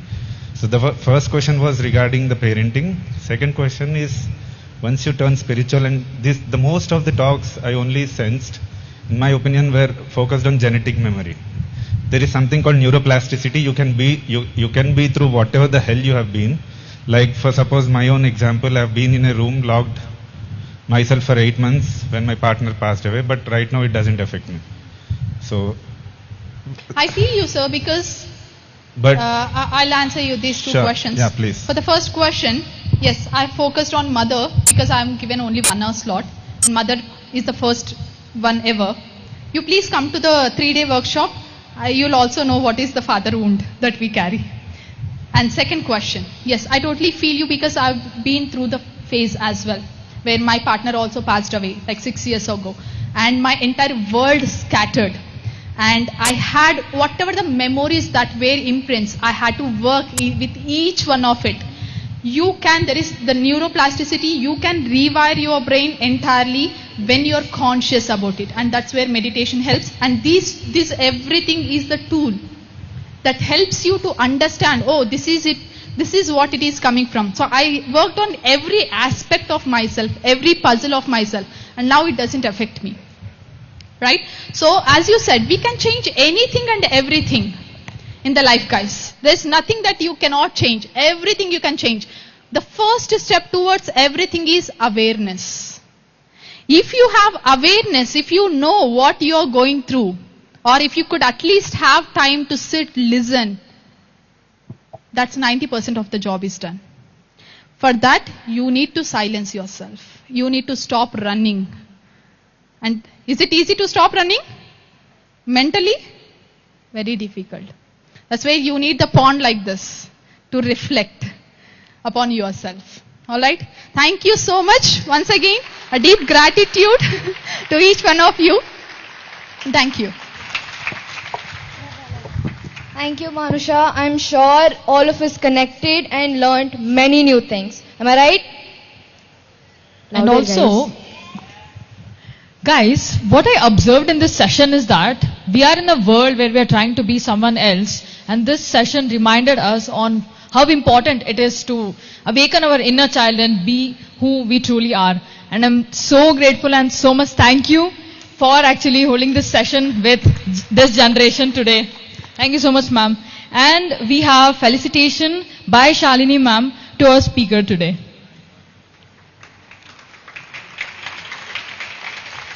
Music, please.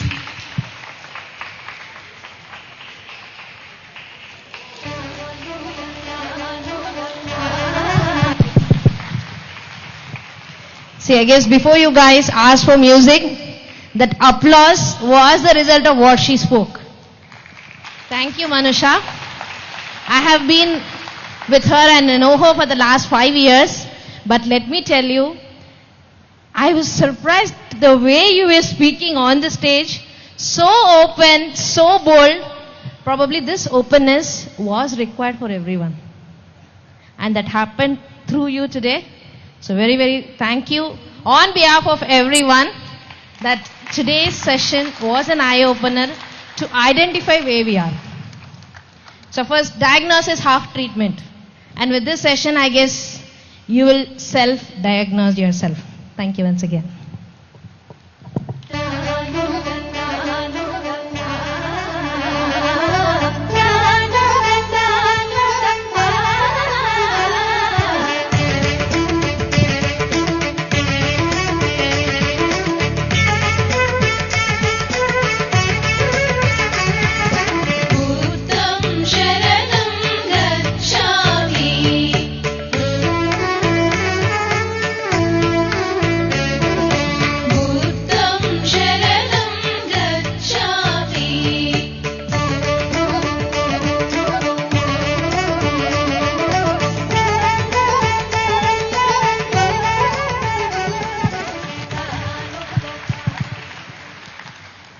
So we're almost 60% in this day 3 of the 4-day Awakening Youth Fest 2026.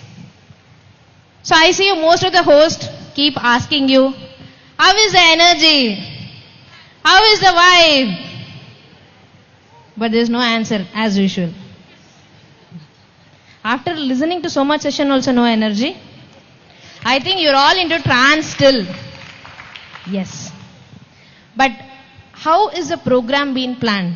Are you guys enjoying? How was the nature meditation today? How about the food? Yummy?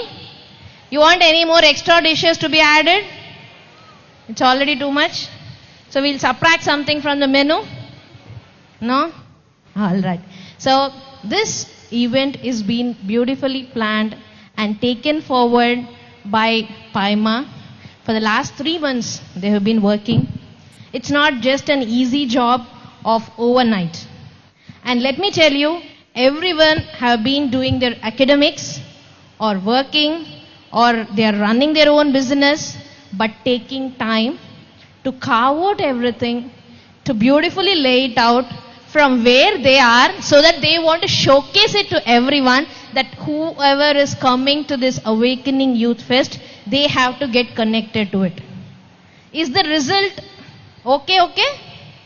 Average or below average? Average or below average? Okay, like this or like this? Like this. No doubts in it? Yes. So, as this energy is also booming, to run this show, for this whole of the things to happen, to coordinate with the speakers, to the musicians. And by the way, how was the dance yesterday? Last night dance was so vision, it was wow, especially the light one. It was a visual treat, yes. So for all this to happen, we also require the money energy. So most of you have come here for the first time. So let me just introduce how this all works. You might say, I paid and I have come for this program. But whatever you had paid is for the maintenance of the accommodation what you have been staying for the 4 days. So apart from that, food is being served to everyone who are here. So much of space where we can sit, meditate, listen to so many. We have invited so many speakers, guests, artists, culturals, musicians. So a few of them are really contributing where they could come, give their time and support with their skill. But for the rest, we have to pay them so that we are maintaining the vibe in meditation, creativity and fun as well. There is no tede mede. We are equally taking it everything forward. Is it right? So kudos and a round of applause for the event planning team. So this moment, I would like to take an initiative and request you all to share some money energy with us. Because we still have another day and lot of bills to be paid. We get messages from the provisions, from the other people. So this is a necessity right now That is why we are opening our mouths and asking. So some of you would have contributed, and we request you to please think about it. So at the downstairs in the help desk, you also have a donation desk, and you would ask, what happens when we donate? So that's you all know the Surf Excellence, sharing is caring. So everyone, they have shared their time, their skill, their energy. And not only that, there are many people who have contributed their 1 month's salary for this youth fest. A round of applause for all those guys. So let us also contribute for this event with complete heart, with the joy. That joy energy will work. That happiness, what we share, will work. So please, whenever you step out, look out for the donation desk. Take your mobile, scan any 5-digit or a 4-digit number. Thank you. Thank you so much, Shalini ma'am. As she rightly mentioned, whenever we get a lot of views from a particular work, we should always donate and contribute back. And this was a free event which was conducted by PIMA. And if you find this inspiring, useful, and if it has transformed your life, I would request you all to please make donations, and so that we can bring up with much more facilities from next time. So now, with this Josh, let's move on to our next one, which is PIMA Spotlight. See, every movement grows because of the people who carry its vision forward. So, our next segment is of PIMA Spotlight, where we'll get a glimpse of the wonderful work happening across the different regions. And for today, we have PIMA team from Andhra Pradesh and Telangana, who is going to share their journey with us. I would like to welcome you all with a big round of applause on the stage.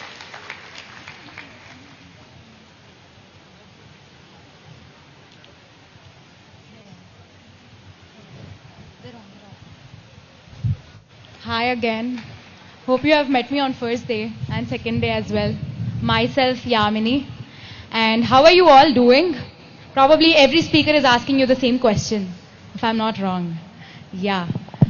So I invite the entire team of AP, Telangana, Maharashtra, and Uttarakhand, and an international team as well, UK.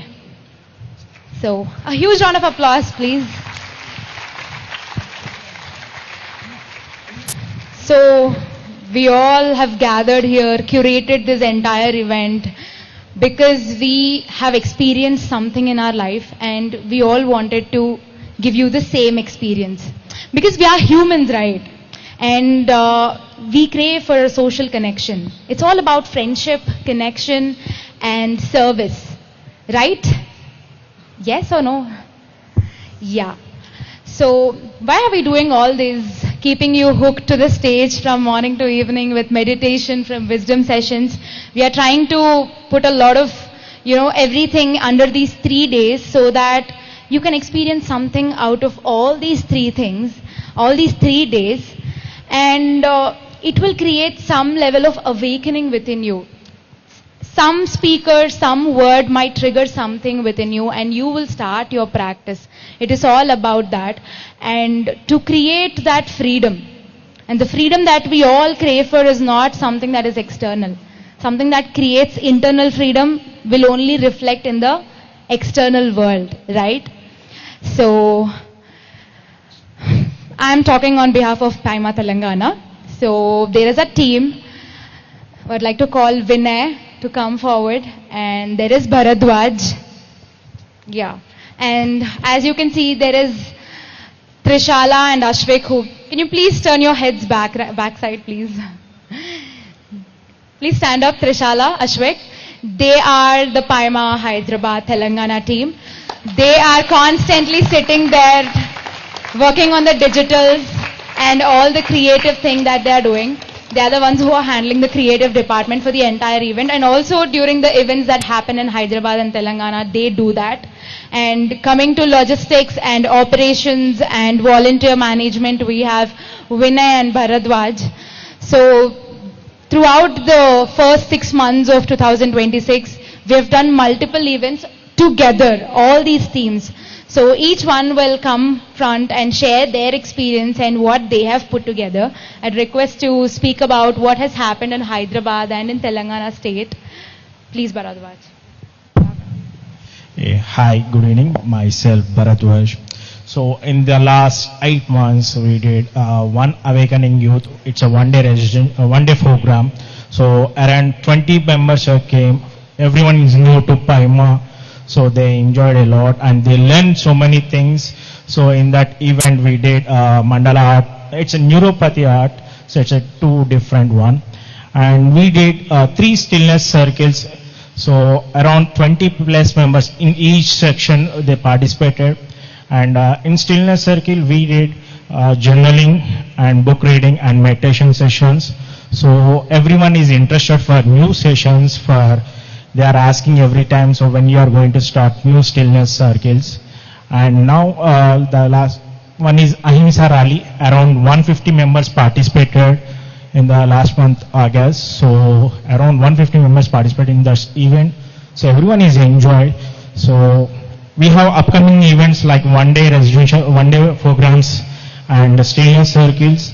So who are interested, please go and check in our Paima Telangana Insta page. You can register yourself. Thank you. Thank you, Bharat. That was nice.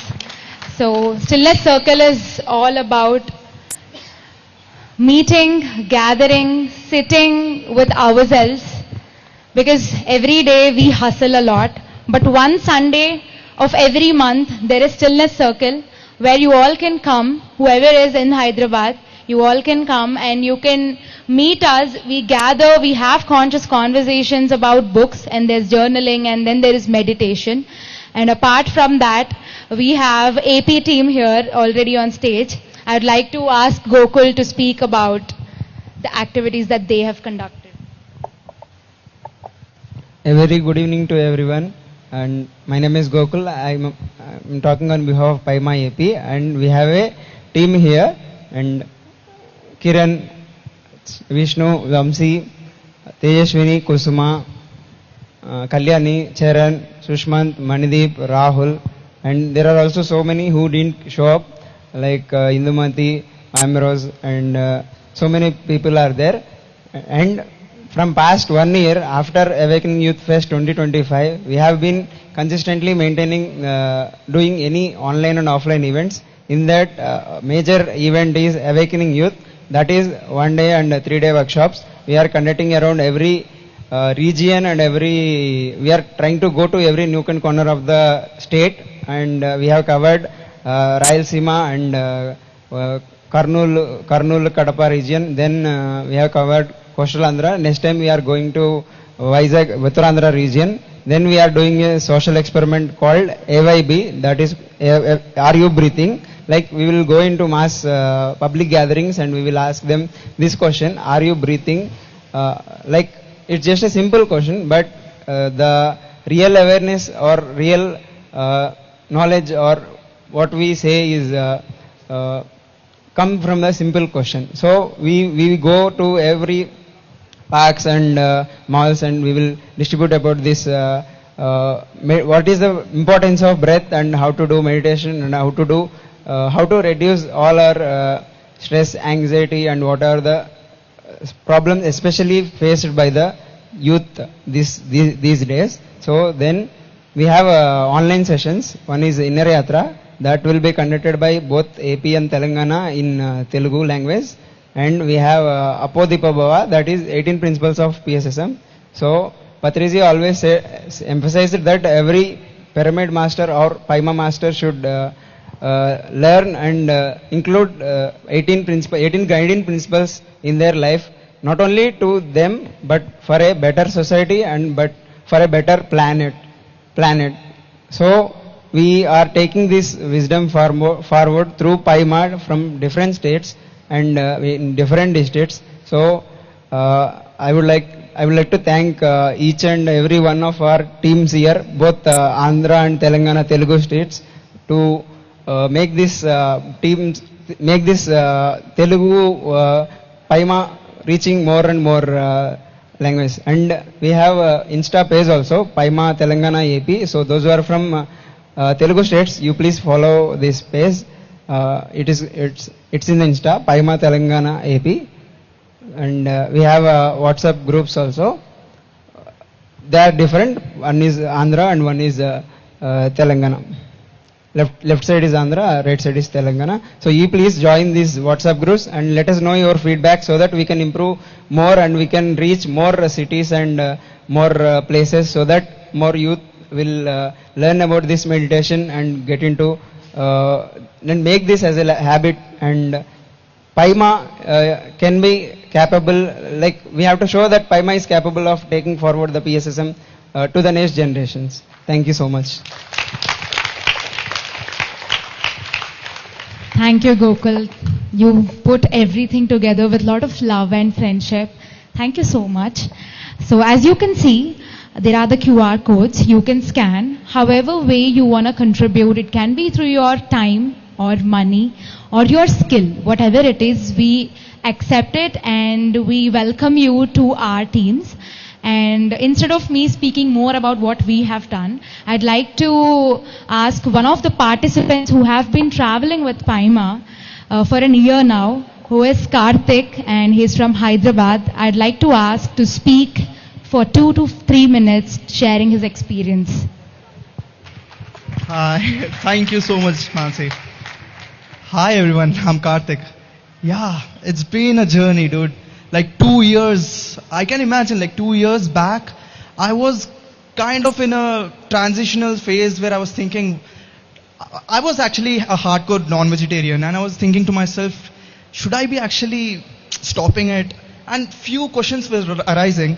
Then I used to talk frequently to Mansi saying, dude, I want to do this. But then, yeah, she kept nudging, just do it now. Then fine. I was also following Paima. Then I thought, I was just seeing the content, everything was happening, and I was like, damn, this is so brutal. And the inner calling was there, but this was like a push, the final push that's needed. So that is where I thought, okay, let's just do it once and for all. And I thought to myself, it doesn't happen, like, if you keep like contemplating, okay, now, not this time, okay, fine, from tomorrow, it's not going to happen. Just start then and there. If you want to do something, just do it, dude. Or else, it's not going to happen. Just do it that very moment. And yeah, about the traveling, right? This happened like first fest was like amazing. I was going bonkers over everything. Like I was like, I have to spread the word wherever I go. I have to just spread it, dude. Everybody has to experience it. The energy over here, it's amazing. The pyramid energy, the nature, the people. You get to vibe to so many people. It's not like every day you get to just go randomly and speak to a stranger. And it might sound off, but it's not. It's so easy to do it if you have that, the easiness, So I realized that with Paima, and not really, but then just inner liberty. Our soul craves for inner liberty. That's what I realized over here. While meditating, I realized one thing is, we are souls, inward, let it be inward or outward. Like she mentioned, I love traveling. Let it be inward or outward. We love to travel, dude. We love to explore ourselves. Let it be wherever we want to go. So, through meditation, you travel inward. And if you want to experience life, you travel outward and get to experience culture, like what exactly is happening everywhere. And that is what I thought to myself. Our soul craves for traveling. Our soul craves for, just to know ourselves better. So, meditation is the tool. Everybody keeps saying it. It's not a cliche statement. It is true. Just try it out. The newbies, whoever want to try, whoever is skeptical, just do it to yourself and you will remember everything that happened. Everything is happening for a reason.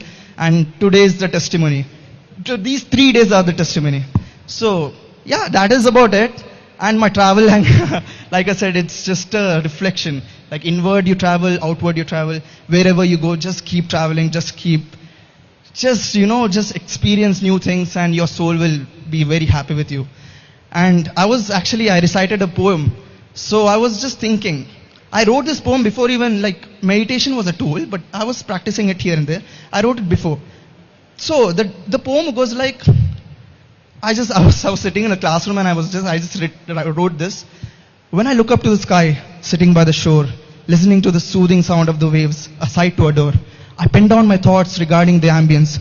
There might be peace externally, but deep in my mind it gets pricked saying this life is a state of transience. I think whether if this life is as easy as it seems, but I realize that admiring the shore is just a state of mind, and I need to put my efforts for a moral life I want to redeem. Life is uncertain.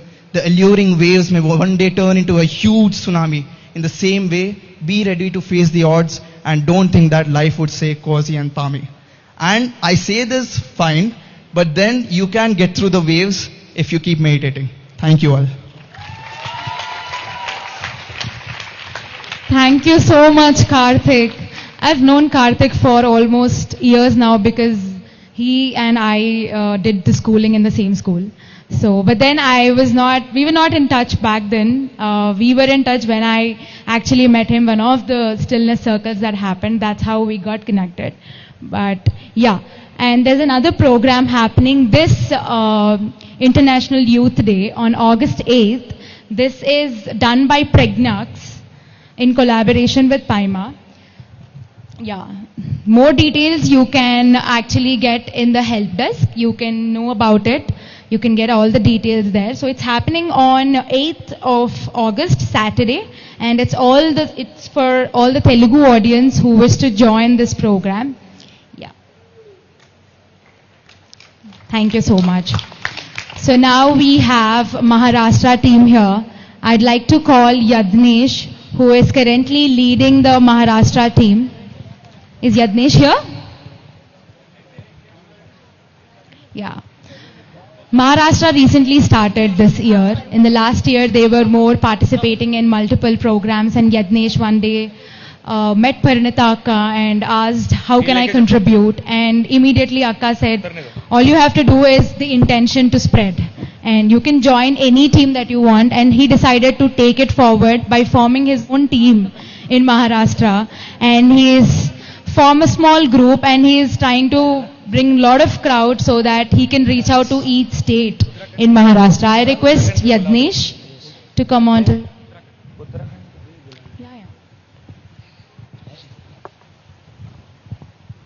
That's Yadnesh, by the way. Hello everyone. So मैं यज्ञेश हूँ महाराष्ट्र से. Last time जब awakening youth हुआ था तो मैं महाराष्ट्र से अकेला था, कोई टीम नहीं थी. बट फिर भी हमने इधर से जाने के बाद मैंने, महेश भैया ने और सुरभि मैम ने महाराष्ट्र में बहुत कुछ ट्राई किया. अवेकनिंग यूथ इन मुंबई और पुणे, फिर उसके बाद मैंने मेरी सिटी में अमरावती में भी नेचर रिट्रीट किया है. और उसके बाद अभी हम यहाँ से जाने के बाद ये टीम मिला है मुझे, जो कि सब फर्स्ट टाइम मेडिटेटर्स है. इनको मेडिटेशन के बारे में कुछ भी नहीं पता है. सो अभी हम यहाँ से जाने के बाद भी प्लान कर रहे हैं कि आर यू ब्रीदिंग जैसे गार्डन्स में और पब्लिक प्लेस में करना है. सो मैं चाहता हूँ कि जैसे हर इंसान आता है, यंगस्टर्स जो भी है, उसको मेडिटेशन के बारे में जैसे सीखना है और हमको भी सिखाना है जितना हमें आता है. सो जैसे ये लोग आए हैं, मैं भी चाहता हूँ कि आप में से भी जो महाराष्ट्र से किधर से भी है वो आए. और हम महाराष्ट्र में वैसे भी अभी टीम मिला है, पहले नहीं था बट अभी भी है, और अभी आगे हम इसको और बड़ा करना चाहेंगे जैसे अभी लास्ट टीम दिखा के गई है. So thank you.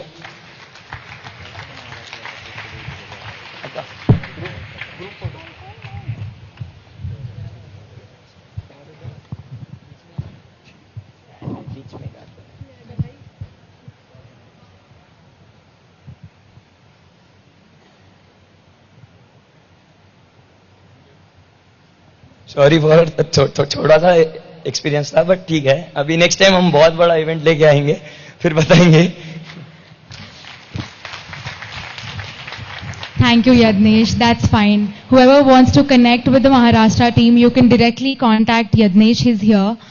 And now we have team from Uttarakhand. I'd like to call Kiran and his team. Kiran is part of almost all the events. He carries himself so much. He inspires a lot of youngsters wherever he goes.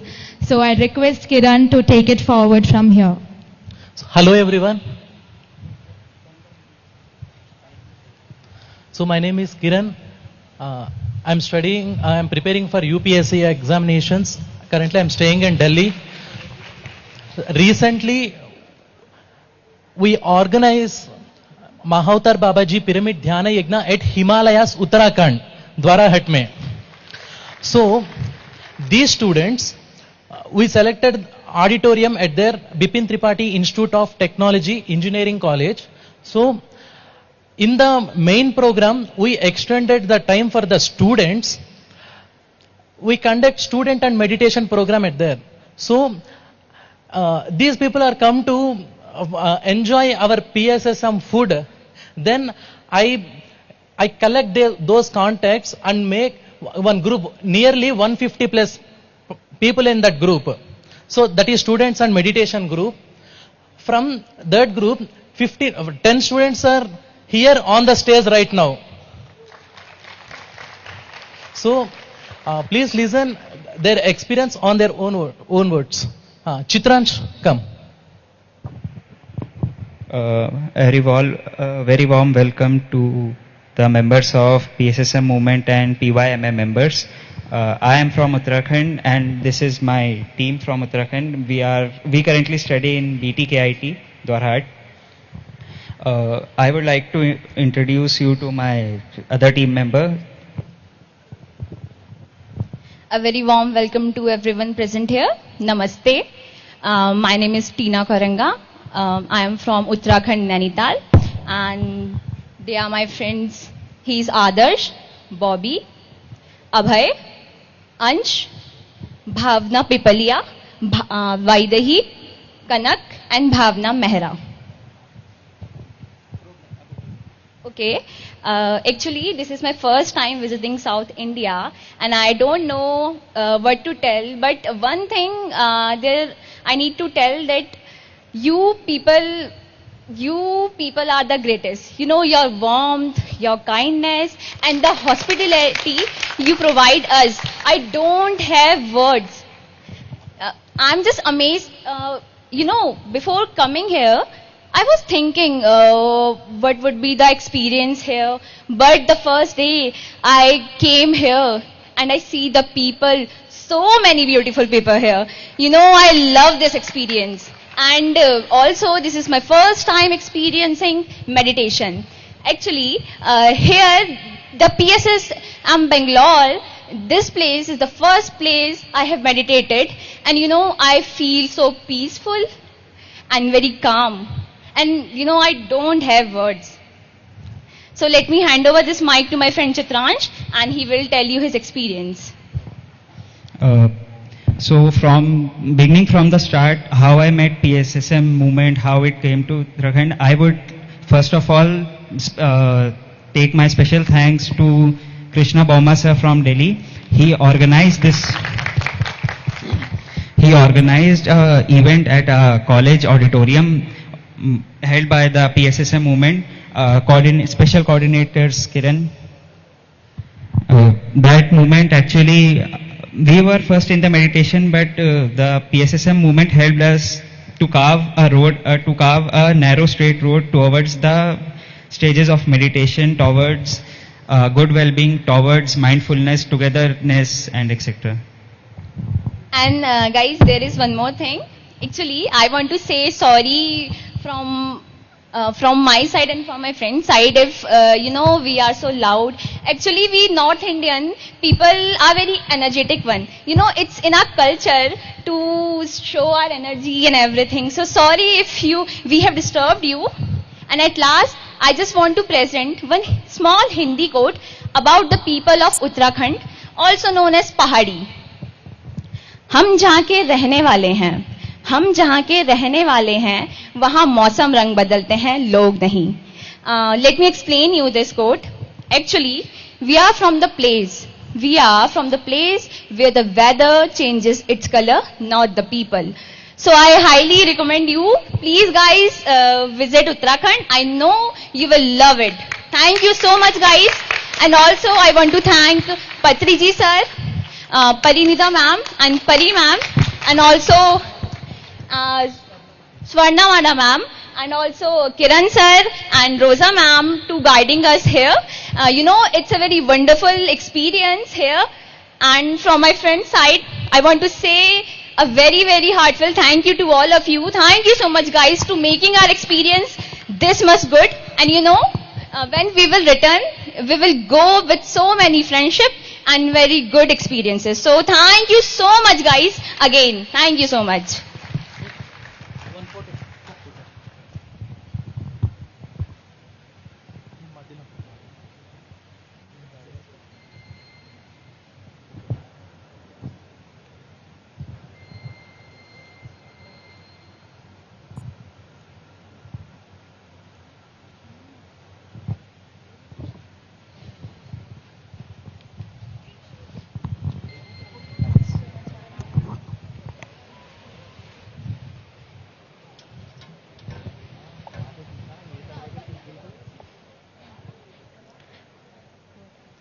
Thank you so much, Kiran. Thank you so much for coordinating and bringing the entire Dwarahat team and giving their energy to this Awakening Youth Fest. So those are the state chapters, which is Telangana, Andhra, Maharashtra, Uttarakhand, and also UK. We played a AV yesterday from one of the UK representatives. It's already done. But to give a brief, there is already a lot of activity happening in UK, and there's a small team who also are conducting stillness circles and Are You Breathing initiatives. So whoever is interested in participating and giving your time and energy and skill, please do reach out to us. Thank you so much, and I'd like to give it to Varshita from here. Thank you so much to all our PAIMA teams. Today there were a lot of states where they told about their vision and the works which they have done in the past. And it's so inspiring to see a lot of works happening in different parts of India and also global. And now after listening, learning and also connecting throughout the day, it's time to simply experience. So now let's settle into a space of stillness as we move into our meditation session. Well, before we move on, Sanjana, do you know what's a hand pan? I know a hand fan, but what's that? Do you guys know what's a hand pan? You do? Well, for the ones who don't, a hand pan is a Swiss-made instrument made of steel, which is mainly used for healing. Now, to guide us through this immersive experience, we have Priyanka ma'am. She will be leading us through a hand pan meditation, a beautiful blend of meditation and soothing hand pan music. Can we please all join our hands to invite Priyanka ma'am onto the stage?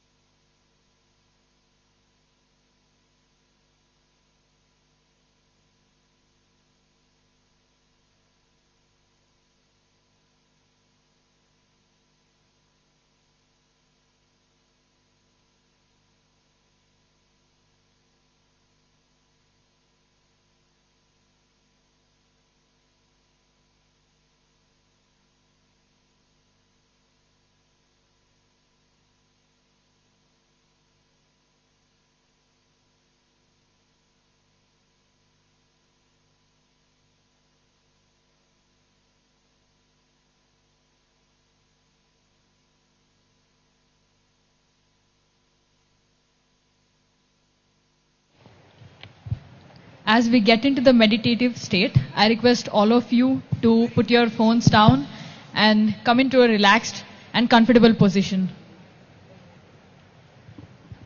Slowly close your eyes. Clasp your hands.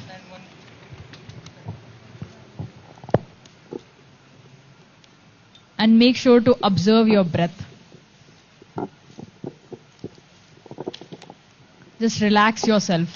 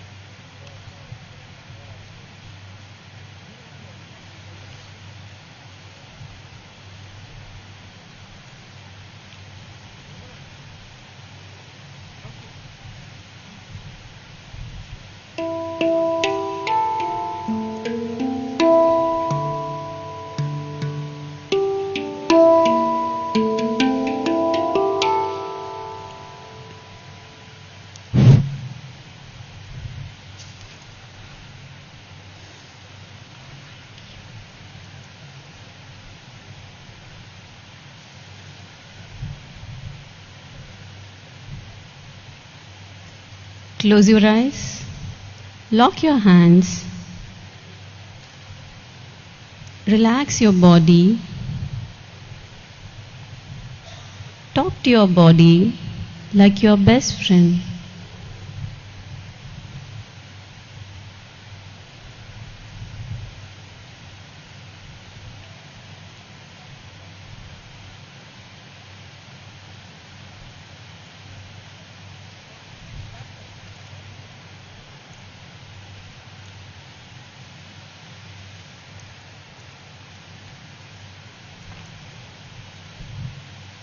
Don't open your eyes. Allow yourself to relax completely. Talk to your body. Say it with love. My dear body, please relax.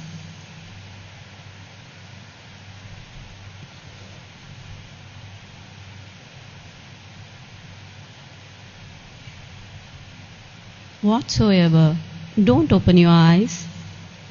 Be one with your breath.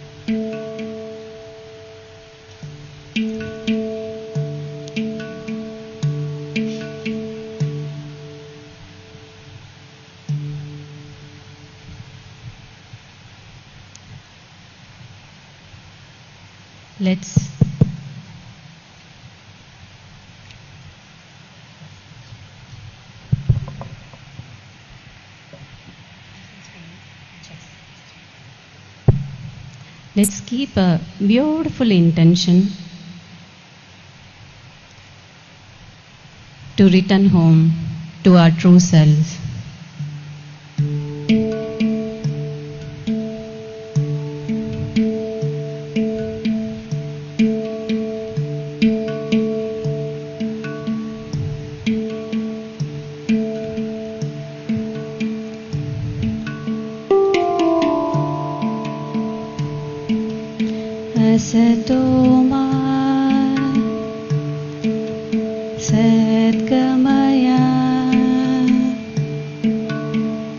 Oh my dear universe, please lead me from illusion to truth.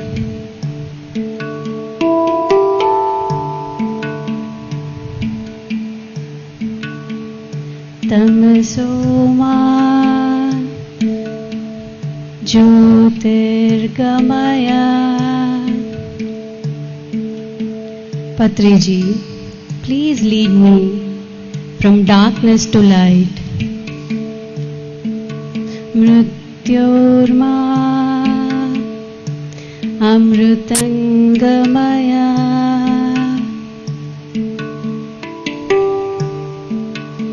Lead me from fear and limitation towards awareness. Om Shanti Shanti Shanti.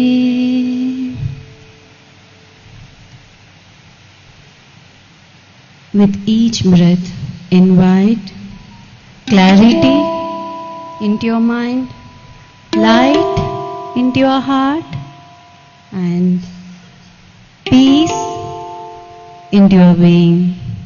Just be one with your breath, my dear friend.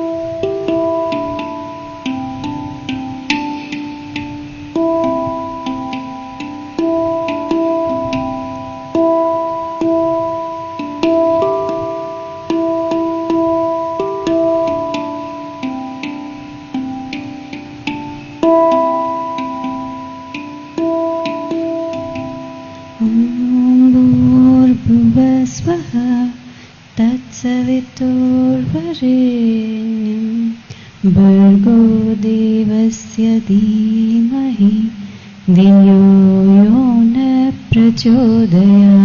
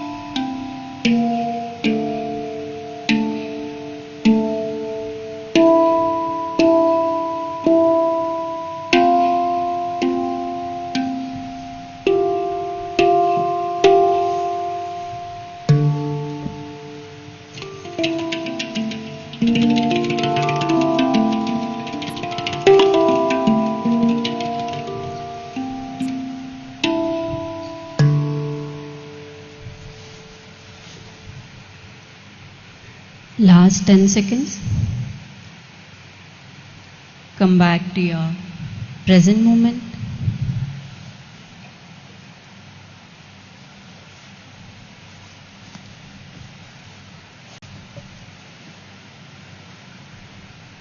Convey your gratitude to your father and mother. Convey gratitude to our beloved Guru Patriji. Don't open your eyes. Convey gratitude to your wonderful life.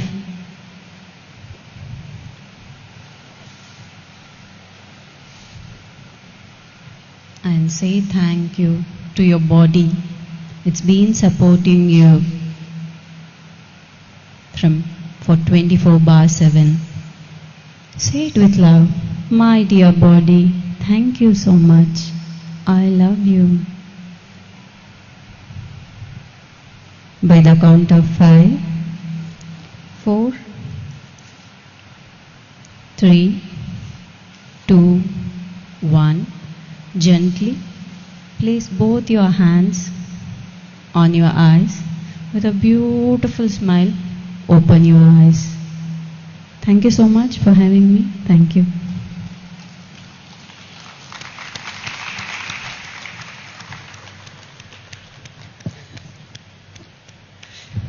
Thank you, Priyanka ma'am. So how are we feeling right now? You guys can answer? Okay. So you guys can indicate from there. How was it? Wonderful. Thank you so much, Priyanka ma'am, for such a profound meditation. And as we open our eyes and return to the space, I hope each one of us carry forward a sense of stillness and clarity we have just experienced. So let's take a moment to express our heartfelt gratitude to Priyanka ma'am with a warm round of applause. And I would like to invite Akshaya for felicitating ma'am. Music, please.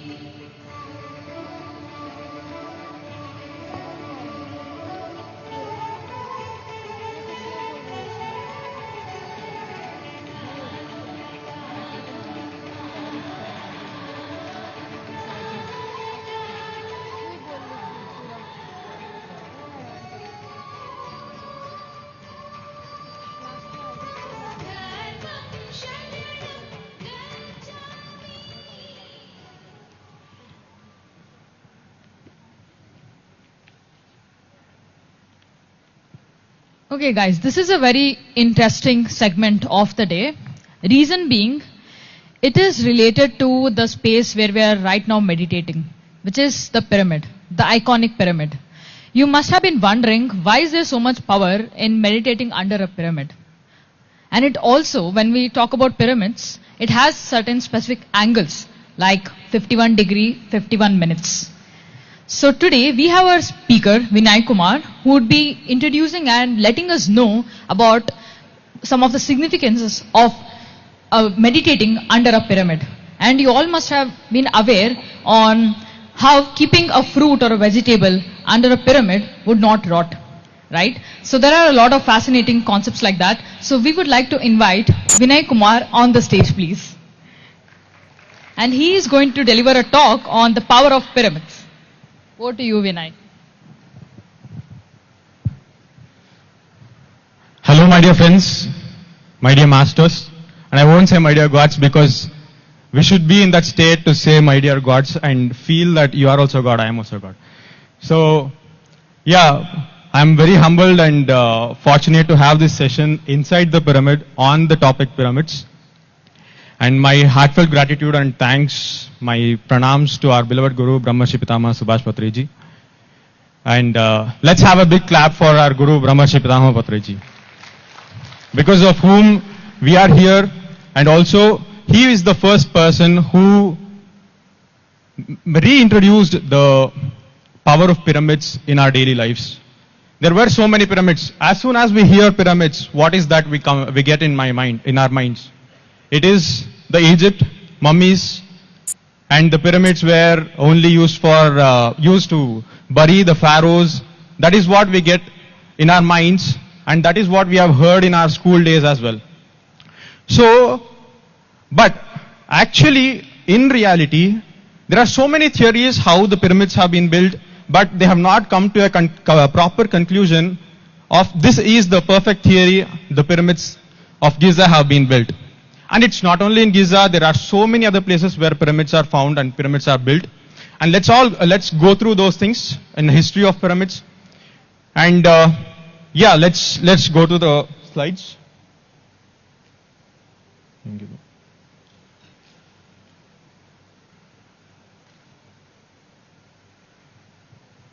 Yeah.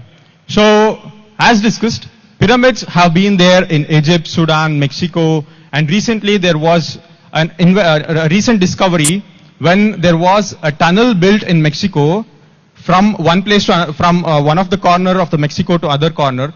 There they have found around 1,000 pyramids. Just imagine 1,000 pyramids on the way. And it went through the forest. All of the forest had pyramids that they noticed.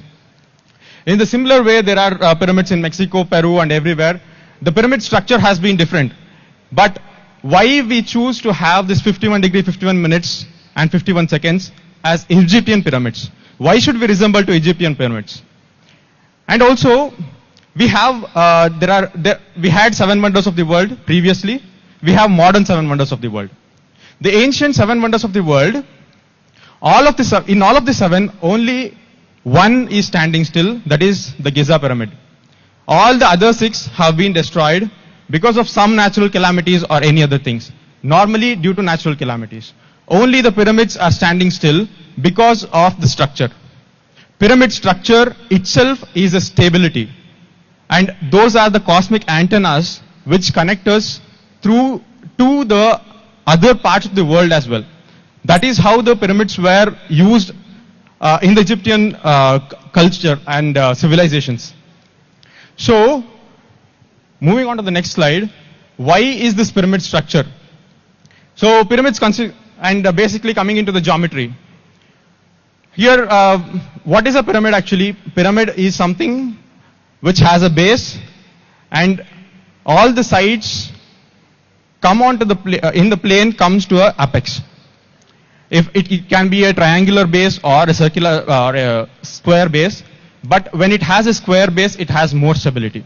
So when this pyramid, it has a square base and the faces run from one edge to the top, that is the apex, that is the vertex.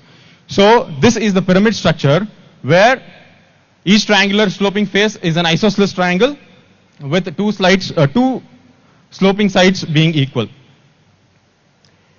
And why is it 51 degree 51 minutes? So that is where comes the sacred geometry. The sacred geometry is related to geometry again, and here pyramids are completely based on science and geometry. So we might have gone through in our mathematics about Fibonacci series. Do anyone of you remember what is Fibonacci series?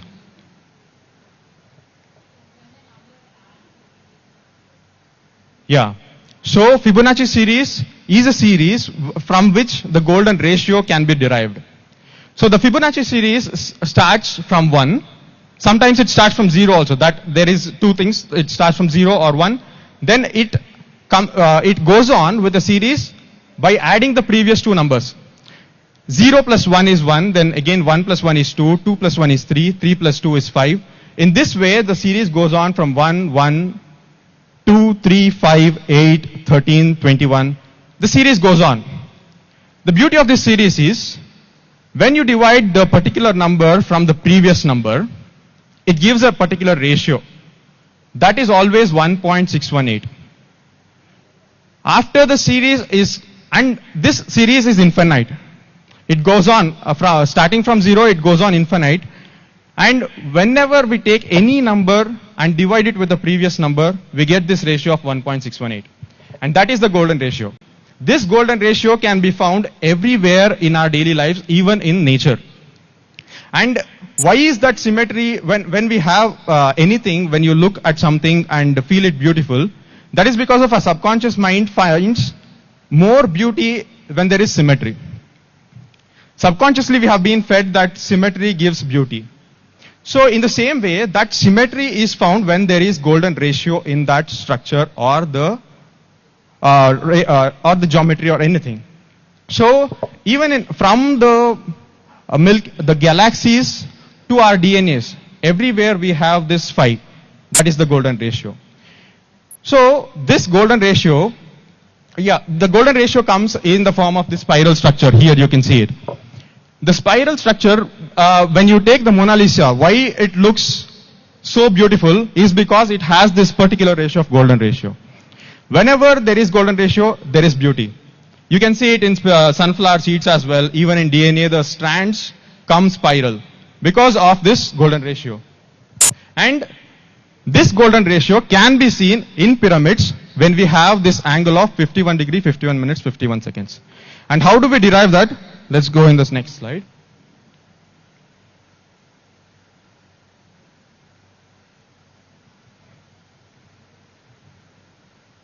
Okay, so here you can see in the next second picture where there is phi on the horizon, I mean the slope of the pyramid, and the center to the vertex to the center is the height of the pyramid.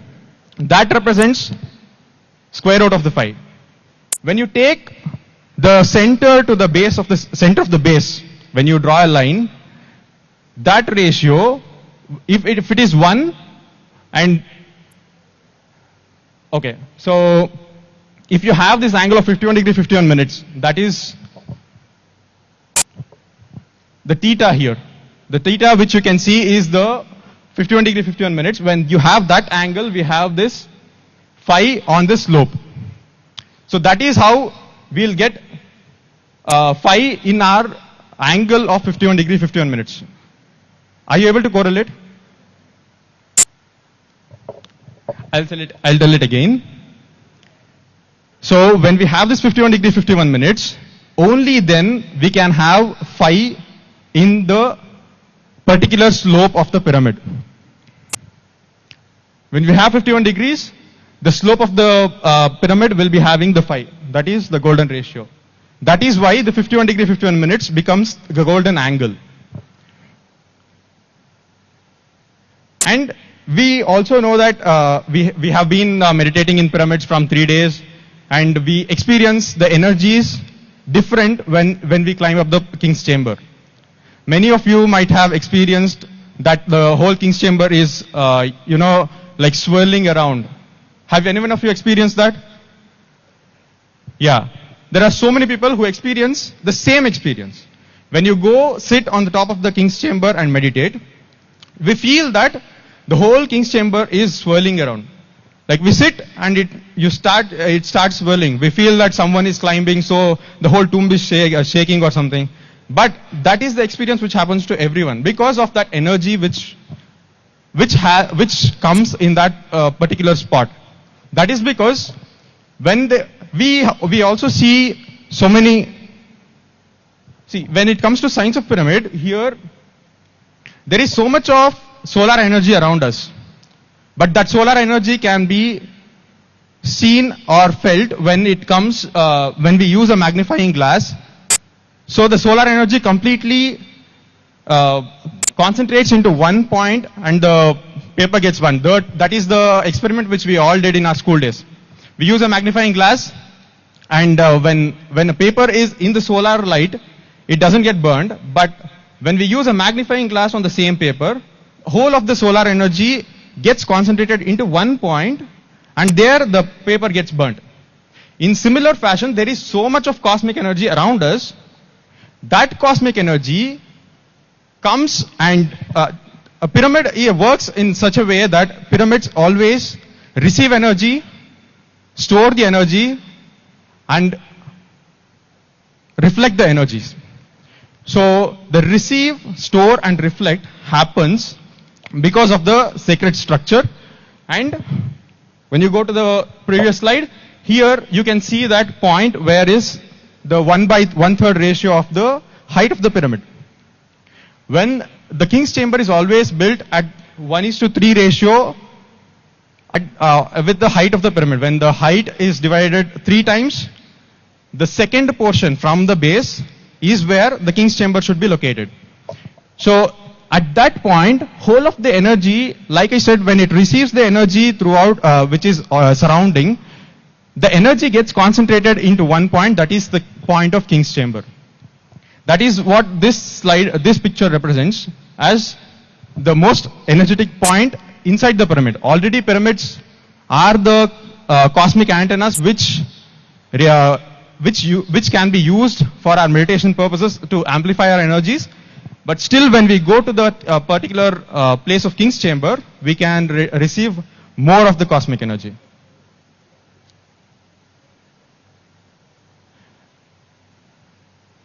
And we always see, so pyramid is everywhere. Like before also, even in Paima, the stands, it stands for Pyramid Youth for Meditation and Ahimsa. We have been having so many meditations, and yesterday we had an Ahimsa session as well. And the third main important pillar is the pyramid. And so that is the reason pyramids is included in everything, whether it is PSSM or Paima or PMMA or even in, to say it as pyramid masters, everywhere pyramid comes in because of that particular energy and the science behind it.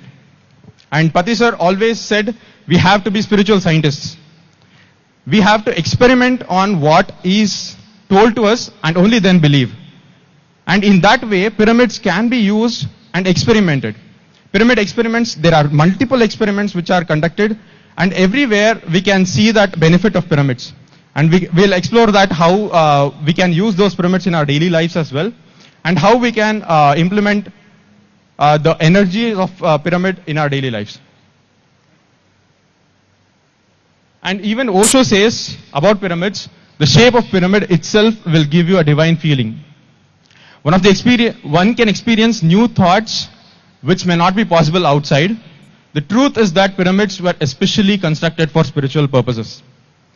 We can hear that so many people say pyramids were used for mummification and everything, but Osho also said pyramids were mainly built for spiritual purposes. So in that way, when Patri sir started, how did this pyramid come into Patri sir's life was, when he was going through so many books, he always says he has read so many books and nearly 1 lakh books. While reading one of the book, The Secret Power of Pyramids, which is written by Bill Schull and Ed Pettit. So when he was reading that book, he understood the power of pyramids. He experimented that pyramid. Using that pyramid, what can be done? And then he found that different energy which can be used in our meditation sadhanas. So that is why he implemented pyramid.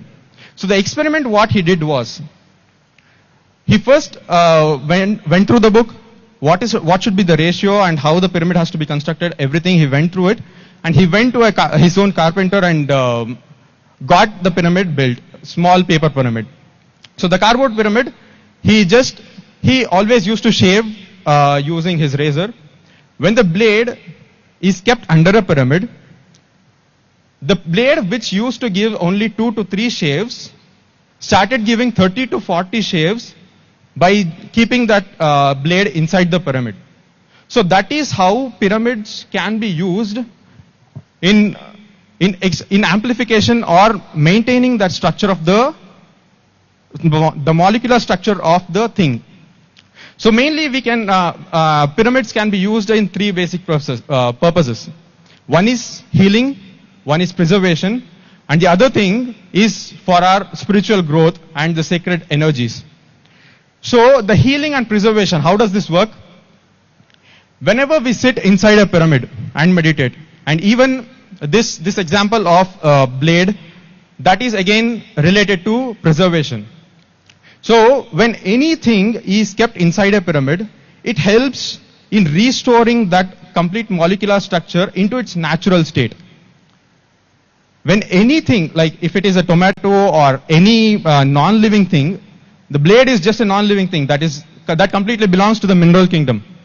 From non-living thing, if a non-living thing can restore its molecular structure, when we being living beings use that energy, how beneficial can it be to us? So that is the reason pyramids were introduced in meditation. Pyramid is nothing but it just acts as a catalyst in our meditation. How when a chemical reaction has to happen, we use catalysts, right? So when catalyst is used, the reaction becomes more faster. It amplifies the reaction and it helps in making the reaction more faster and get the results more faster again. So in the same way, when pyramids are used for meditation, it is always said meditation done inside a pyramid is thrice more powerful. So whatever the meditation we do outside a pyramid, the meditation done, 1 hour of meditation done outside the pyramid is equal to 3 hours of meditation. Sorry, I'm very sorry. 3 hours of meditation done outside the pyramid is equal to 1 hour of meditation done inside a pyramid. So that is the way pyramid energy amplifies and makes us receive that abundant amount of cosmic energy which is already surrounded in the universe to help us in our healing purposes. So we already have so much of self-healing qualities. Like even when there is a wound or for example there is a fever. If you have a fever, if you just don't take any medicine, the fever will vanish after some days. Everyone agrees? Yeah. So we take medicines and we suppress the fever what was there and it will again come back because it is not completely healed on its own. It is not a self-healing self-healing that is happening. We are suppressing it, which will come back again. So that self-healing happens in a long duration. The fever can take 10 days and get healed. But when we start meditating, the self-healing happens maybe in 5 days. But once we start using pyramid and do meditation, then the 5 days, whatever the fever is getting cleared, that can come down to 2 to 3 days. In that way, we can use pyramids to help in healing and the preservation purposes. So, as said, like benefits of pyramid meditation are numerous, and here we are having just a few pointers which I'll be sharing it here now. So, first thing is experience the calmness to extreme euphoria. So, when we are okay, let's take this statement. Conscious sleep is conscious meditation. Meditation is conscious sleep and sleep is unconscious meditation. So we always, whatever food we eat, we are getting only some amount of energy, which even if we don't take any food, we can survive for 1 or 2 days at least. But without sleep, it is rather difficult. So that energy which we receive in sleep is because of the mind state which we go into the beta to alpha state. So beta to delta state. The brain waves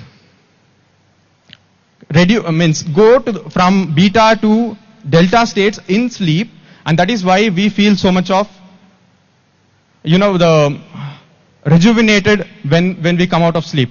And that is what happens when we are doing meditation as well. So once, like I said before, the meditation done inside a pyramid is thrice more powerful. That is why the 1 hour of meditation outside the pyramid is equal to 20 minutes of meditation inside the pyramid. And healing happens, like as I said before, pyramids can be used extensively in our daily lives in many forms. Even in our house, we have almost 100 to 200 pyramids. All small pyramids can be used everywhere in our house, in our houses. Whether it can be on rooftop pyramid, or the pyramid can be used on the vessels where we store water, or even in the rice or dal, cereals, whatever we store it, in that dabbas we can keep small pyramid chips. And while constructing houses as well, we can use pyramids and crystals which can be kept inside the pillars when the pillars are constructed to get the house constructed. So in that way, pyramids can be used everywhere, and it increases the immunity, reduces negative thoughts. Whenever you see the environment around us helps, their environment gets polluted through our thoughts. We have a thought field where the environment gets polluted. That thoughts itself, the polluted thoughts make us go into more negative thinking. So that negative thinking can be reduced when we are in such sacred spaces.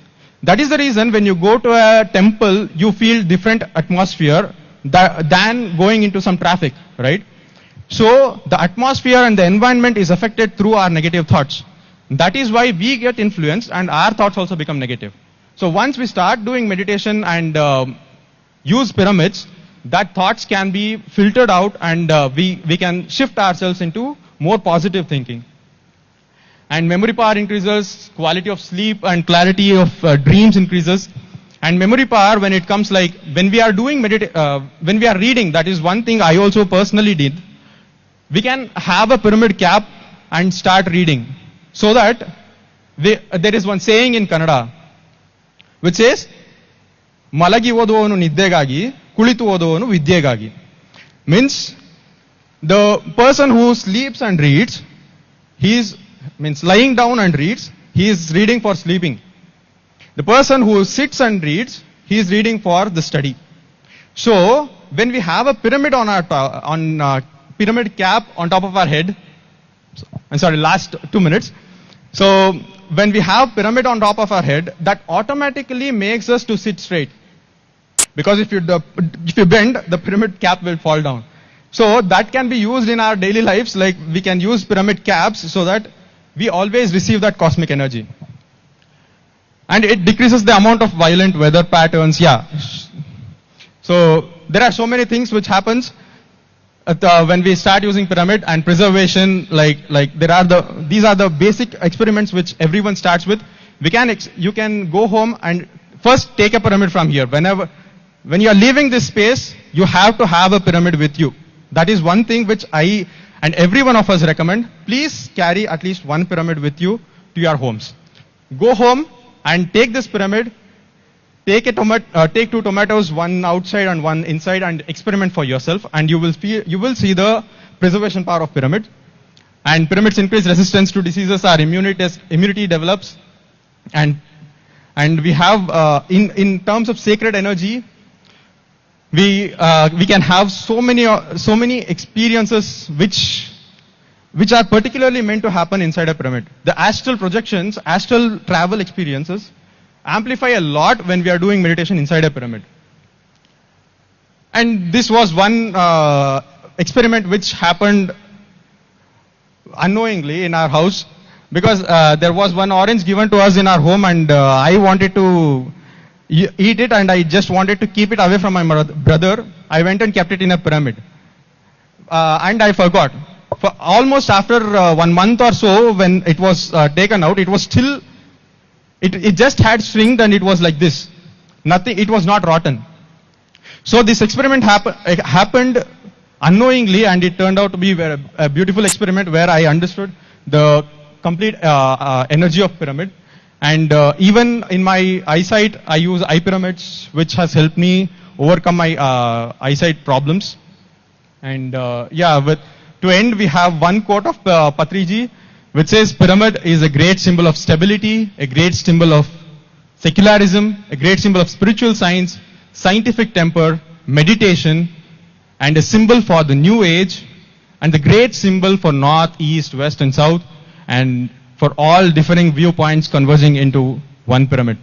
And always, last thing, pyramid, whenever we are taking a pyramid, when we are aligning the pyramid, it should be towards true north.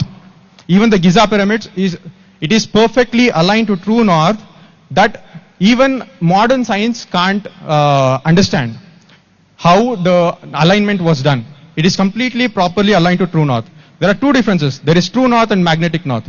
Magnetic north keeps changing. When we have a compass, the magnetic north, it shows differently, right? But the true north always remains stable. That is the pole where the earth, from where the earth rotates. So it always has to be aligned to that true north. And that is one main thing. And with this, we have one small video of a documentary video which shows how the pyramids have been used extensively in various fields. Okay, I'll just explain what was there in the video. So pyramids have been used in hospitals, in agriculture. In agriculture, how the pyramids can be used, that we can also understand from tomorrow's talk by another person. So it has been used in schools, hospitals, and various other places. There are around it is not perfectly documented, but still there are around 10,000 pyramids, rooftop pyramids built in the Telugu states alone, the Telangana, Andhra Pradesh. And that is the way pyramid revolution is happening through PSSM. So with this, I also try to tell you that please let us also take that commitment of building pyramids and make use of those pyramids in our daily lives. So with this, I would like to conclude my talk on pyramids. And thank you so much for listening, and thanks for this opportunity. Wow, that was so fascinating. It was such a detailed and well-researched topic. Thank you so much, Vinay sir, for helping us understand extensively about pyramids. What may seem like a simple geometric structure carries histories of curiosity, energy, and exploration. Well, I hope this session has given all of you a deeper meaning and an understanding of the significance of pyramids. Yes? Guys? We want energy here. We have a dance performance later too, so energy, guys. Okay. Our next session is a wisdom session, which is of turning setbacks into strength. Before we welcome our speaker, Charan sir, founder and CEO of Student Tribe, Hyderabad, let's all direct our attention to the screen for a short AV.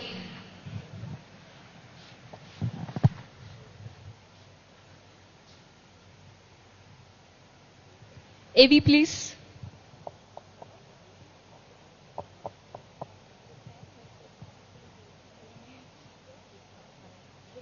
Meant to stop you, but to prepare you for something greater.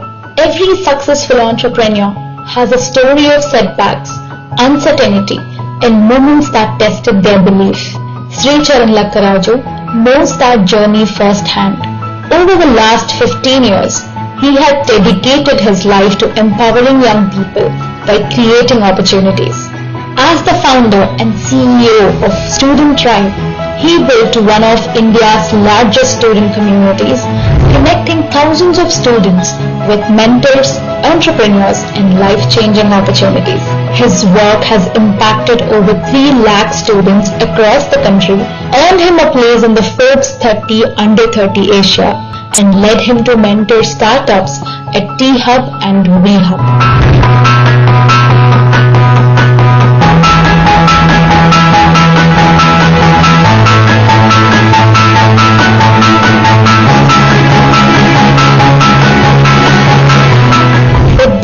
Every achievement lies one simple belief. Growth doesn't come from avoiding failure. It comes from learning how to rise every time life challenges you. In this session, you will discover how to overcome setbacks, build resilience, and transform failures into the foundation for your future success. Please join us in welcoming Sri Charan Lakkaraju.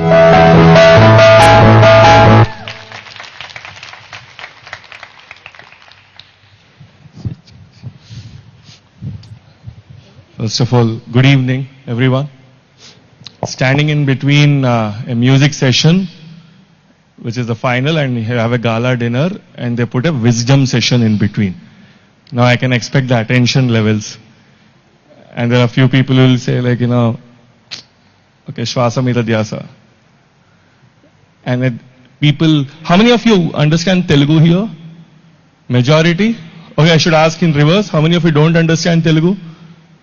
1, 2, 3, 4, 5. Okay, there's a decent number of crowd. So I'll keep it in English.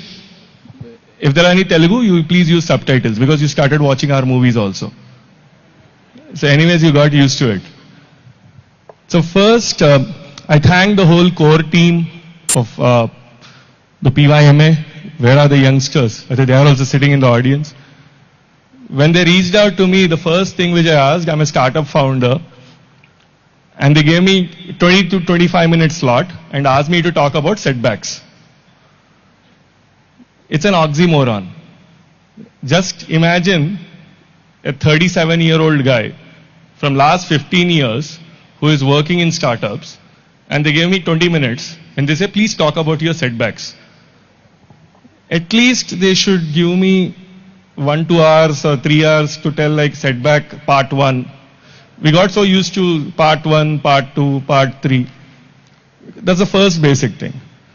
Second, I want to give a disclaimer before I start talking. I'm the most unprofessional speaker on this stage who cannot talk in a very professional way at all. I just hired a tailor to stitch one kurta so that at least I look as if I am doing some yoga. Apart from that, there is no connection at all. I was just telling, how many of you are Gen Z here? A lot of them? Okay.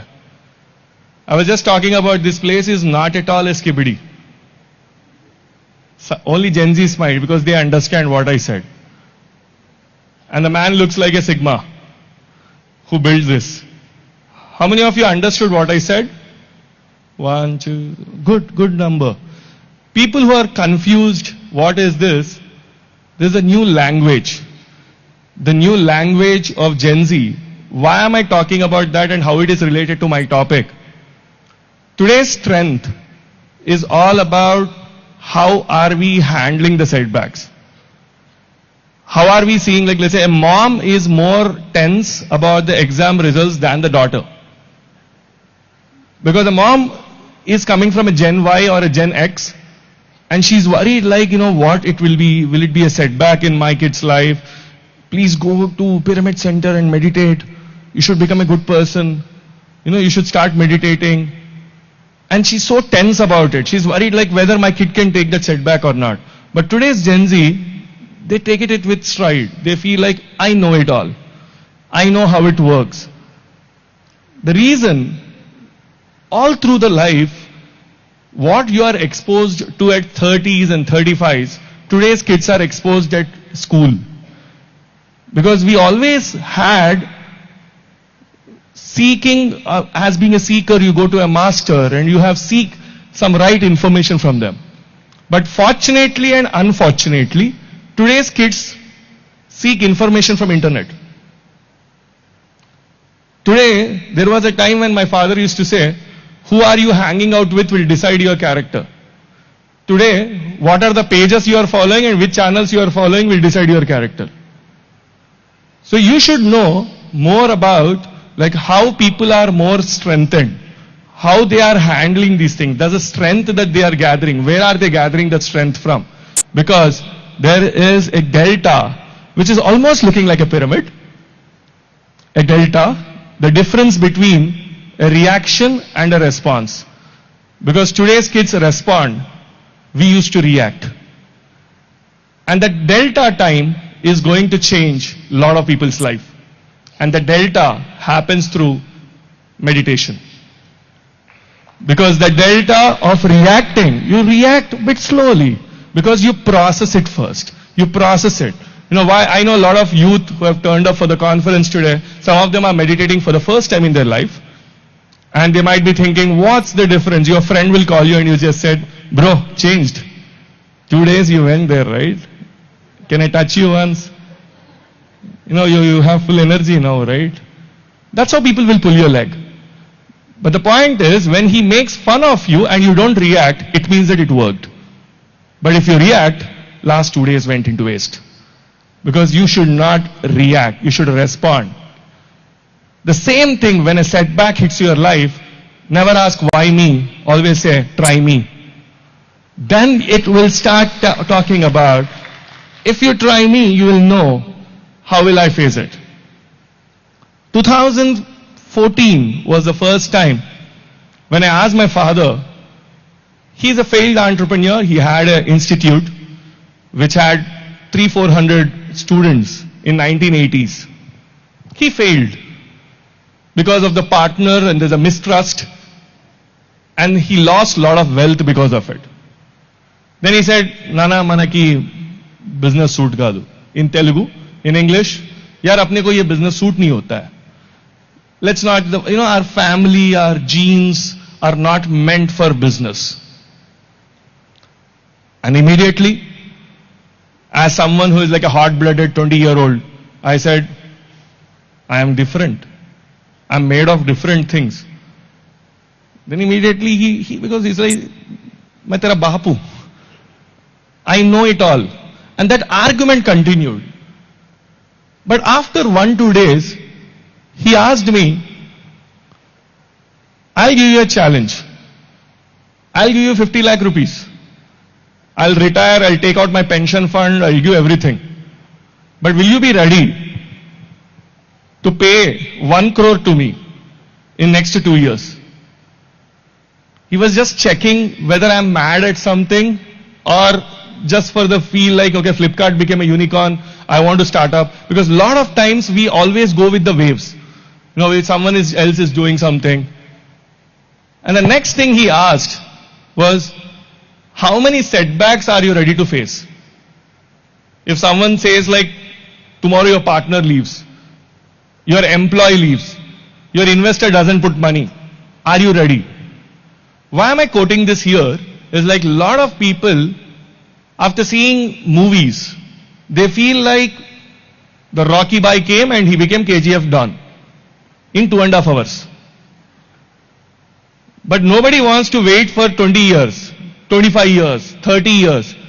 And all through the Pyramid Valley, when I was walking around from the morning, the one thing which I observed were bamboo trees. Nobody cares about a bamboo tree in the first 2 years. It will never grow. 3 years, it will never grow. 4, it will never grow. 5th, 6th year, it starts shooting. And once it starts shooting, the amount of advantages you have from a bamboo tree is insane. You can use its leaves, you can use the trunk, you can use it again, you can cut it, again it will grow. The same thing, a lot of people with the early setbacks in their life, they quit. Immediately they quit. They don't even try again. How can a community like Pyramid Society is built? How many setbacks the great man would have had? How many people would have said 100 things? Ek pattar maar, pyramid mein ek pattar lagaunga. How many stones you throw at me, how many pyramids I'll try to keep building. The reason why I'm saying that, because I'm spending time from the morning where I saw a family here, where someone is calling someone Akka, someone is calling Anna. Now the community will give a strength to each youth, saying that if you have a setback, lay back on the community which is built. This family style should keep you back. In today's world, when your own family or own extended family is not standing up for people, because as a country, we are a middle class country. We are always a sandwiched country. We are neither capitalistic, neither communist. I keep asking, what is the ism which is followed in India? I say Confucianism. Because nobody knows anything. Because we are always like we are waiting for some signal to come from somewhere. And we keep seeing up and seeing like koi to signal dega mere ko. But the signal is within. And the signal is within where you activate it. I keep playing with words. My lot of volunteers gave me credit saying that you love acronyms, you're trying to put a lot of words.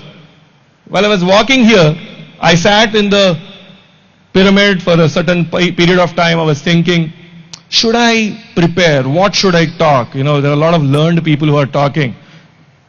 Can I talk on this stage or not first? Because that's another confusion. Because someone who is sitting here and meditating and he'll be a very intellectual person. I keep going to colleges. They listen all the nice things. I can use all cuss words also inside a college. But here I should be a good person. I should talk in a very nice way, whether I'll be eligible or not, whether I'll go out of this pyramid valley in a right sense or not. But it's okay. Ahimsa Dharma, fine. This is a nice place. No one will say anything. They are non-violent people. So I can talk whatever I want. That was a confidence. Second, vegetarian. Okay. The body qualities are also fine. There will not be animal instinct inside anyone. So I am safe. So let me talk whatever it is. I'll talk my heart out. The only two things can happen. Next time they'll not invite me. That's a one probability. It's a 0 or 1. Or else they'll invite me, I'll make new friends, I'll become more famous and chalo, kuch to acha hoga. So the same thing with setbacks also, right? If a setback happens, if you try again, what will happen? Either you'll get another setback or you'll get strength from it. You keep trying that. And we wait. We are a country where, even in Telugu, I try to play with something. How many of you are Telugu? I think a lot of people who are not there, I'll try to translate it for you. In Telugu, meditation is also known as Dhyanam. If you just change the letters, Ottulu antam manam, chesthe Dhanyam aitadi. Dhyanam means meditation. Dhanyam means grains. Dhyanam is for mind and Dhanyam is for body. In life, you need only two things. Either you need Dhanyam, that is to eat. Dhyanam is for the meditation. Why that is needed? Because in today's world, I was sitting in one of the panel sessions here and listening to it. Dopamine, all these new chemical names, which were not at all, I didn't even know all these names when I was growing up because they were not important questions in chemistry. I never heard about a dopamine when I was growing up. Did anyone hear about dopamine when you were growing up? No. Suddenly dopamine came. Suddenly mental health awareness. Kids are going through mental health crisis. I respect that. But I never had a mental health crisis in my childhood because I always had someone to talk to in the joint family. Today, people don't have anyone to talk to. There are overreacting moms. You had a relationship crisis in the school. Are you okay? We'll change the school. Excuse me. The girl can handle it. She can talk. So we are overreacting also. And this overreaction can stop when you start talking to yourself. Because this hall is very chaotic now. Because everyone are talking to themselves. Someone is talking, he is not at all talking something sensible. I know it all. Okay. There is another person who is telling a nice person, I should know which company he belongs to. Third person, whatever he talks, I am waiting for the dinner. I don't care. Nice kurta. I'll not tell the shop name, he didn't sponsor, I paid. So the point is, whenever we are thinking, this mind keeps on chattering about something or other. You sit under King's Temple or you sit under Pyramid, somewhere this mind keeps on chattering. Kuch to baat karte rehta hai. We keep judging people. We keep thinking about lunch la dinner emuntado emo. It's like someone is thinking, okay, paisa vasool 3 days. I did or not. I should do some nyayam. And someone else is busy swiping left, swiping right nearby. Is very worried about something. Yeah, some people understood. They don't. When they swipe straight, nothing will have. Insufficient balance will come. They keep swiping left, right. But the thing which we all need to understand, the person whom you are talking to, the person whom you are talking to now, not me, to yourself, is the person who is going to stay with you.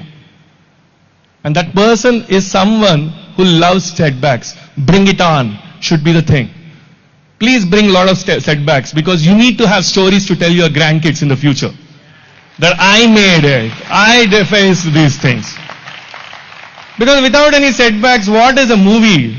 If someone writes a biography about us, there should be some chapters, right? You know, when we were young, I used to hear my father's Chetak sound near my street. And immediately I used to take a book and come outside the gate and sit under the street light and read. And my father asked me to come near. Why are you studying under the street light? I said, great people studied under street light and they became great. There is light inside home. In their houses there was no light. That's the reason they used to street. So I asked him a question. Nana, there are no difficulties in life. I need difficulties, Nana. He asked, why? Why do you need difficulties? If there are no difficulties, how people will become successful? Because every story I read, they'll tell 10 chapters of difficulties, and in the end, when the Shubham card is coming, they'll say, oh, he became successful. You see a Dhirubhai Ambani story, he'll tell 10 stories that he failed here, he got rejected, then he became successful. But today, we want the only success. We want the end card, but we don't want the journey. But start having the journey. I sit for meditation first time, I should levitate immediately. That's the goal. You will never levitate immediately. And people want, like, I am suffering from something. Okay, 1 hour I will meditate. Will I be fine? In 1 hour. He wants every instant gratification. People who want to convert their setbacks into strength, if you are worried about instant gratification, it will never work for you.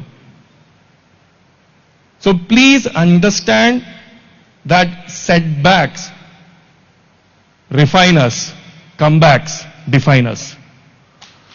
How a comeback defines us? Because the history will only talk about people who come back from something. Bad relationship? Okay, find a better one, go there, call him, show my partner. That's how it works. The someone who is talking so negative about you in the whole college, on his birthday, you order a cake and cut it. Everyone will ask you, why is this person cutting a cake? Because he or she is your setback, because they're pulling you down, then do something good to them. And the whole college, forget about the college, the guy or the girl will say, his or her birthday will be full of you only. Why did this girl or guy cut a cake for me? It will be a mystery. Till the next birthday. Just imagine. So don't worry about smaller things. I keep talking about Gen Z slang because day in, day out I'm with them. If you are mid, come to pyramid. At least you will become better. So it's like, don't be a mid in life. No 6 7s. It's all about doing something. Becoming and have the main character energy when you walk into any room. That's the confidence that you should have. Once you have it, the world starts listening to you because you attract, you manifest, you do all these things. You decide how the world should treat you. And talk about your strengths. Nazar nahi lagega. It's okay. Lagega to lagega. Kisi ka lagega, apne ko to nahi lagega. We should keep talking about it. And have a positive attitude. Because the world, there are a lot of people who keep talking something negative. Stop worrying about it. Because first birthday के दिन कितने लोग हैं? Funeral के दिन थोड़े ज़्यादा है तो बस यही ज़िंदगी है. उससे ज़्यादा की ज़रूरत नहीं है. So I thank the whole team for this opportunity. Maybe let me take a couple of questions if time permits. Yeah, I want to take, because I didn't plan anyone to ask, ee question adugu aap koncham question adugu nenu appudu oka super answer ista in time. I didn't do that, but I just want to take a couple of questions. Then later I'll take my flight. Yeah. I love this seating, man. Seriously, I feel like I'm a Jagjit Singh who will drink ghazal or something like that. Yeah. Hi. Hi. First of all, thank you for this session. It was very good. Oh, thank you. Unpaid stand-up comedy. I think you should It try was that. surprise. Okay, nobody paid for it. Okay. So you spoke about all the setbacks. You should face the setbacks, or else there is no story and all. And I want to ask one question. Like I want to know, like, instant gratification or instant results versus patience. So we all speak about you should have patience in your life. You have to wait for the results and all. Let's take for an example. I'm working hard, and I know I deserve the results. And those results are there are people who are dependent on those results. Let's take, for example, my family is dependent on my promotion or something. So it includes the financial terms as well. And I don't get it. I don't get the instant result or the instant gratification. And let's take after 5 years, I get, with patience, I get the results. But in that 5 years, what my family went through or whatever was dependent on those things went through, that doesn't come back, right? So how do we deal with this? See, first of all, there are controllables and uncontrollables in life, right? Yeah, there's something which you can control. Let's start worrying about things which you can control. You can't control what impression your manager has. And I keep telling, like, a lot of people when they talk about hikes or spikes in life, the only thing, which watch you wear? You wear a watch, like there's a budget watch called Fast Track, Titan Fast Track. There's a nice caption there. Move on. The first thing that you need to be there, if you're not getting rewarded in a place and you feel that you deserve, move on. If you have confidence in you, if you have a family which is looking up to you, if the whole family is waiting like Ganana kind of a thing, they're waiting for there's no motor, they're only waiting for clouds. So the point what I'm saying is, if you feel that you are not shown worth in a place, don't wait there. Just move on. You move to some other place. You are sticking to that place and expecting some other wonders where you are not even having a control. What is in control for you? Going and attending an interview and getting a hike. That's the question you asked. That is in your hand. If you are confident of yourself that you can get one hike, go outside. And you say, market is not great, this is a safe job, I need to stay. Again you say, my family is looking after you, do Rapido, do Swiggy in the morning and evening and earn some extra money. That's okay. Because you are stretching for your own family. That's a choice that you made. 2014, one day I came back home and I said, what is this startup? I'm not liking it. My father smiled.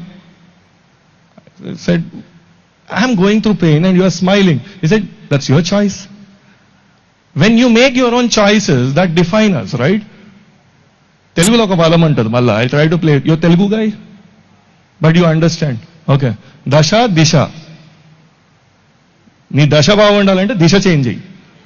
Change the direction. The dasha will automatically change. We keep waiting for horoscope. That is out of scope. It is not in your control. Where you worried about, like, whether Gemini, from August 1st your life will change. Tomorrow again he'll say something. Yeah. Thank you, man. I hope I answered a bit. By the way, I have to give a disclaimer. Please don't take my answer seriously. I am not at all an equipped person to talk on this stage. The only reason is I am only connected to youth. Whoever are youth can listen to. Everybody wants to be youth. Yeah. Any other question? Yeah. Yeah, it was very wonderful session with lot of humors here and there. I really enjoyed it. Thank you. Thank you, ma'am. Yeah, I just wanted to understand how to differentiate between genuine success and fake success. So when I hear success, sorry, of whose success, ma'am? I hear a lot of success stories to get inspiration, but some success stories are like this. They are very famous, okay, and they say Instagrammable. So how to really differentiate between those two stories?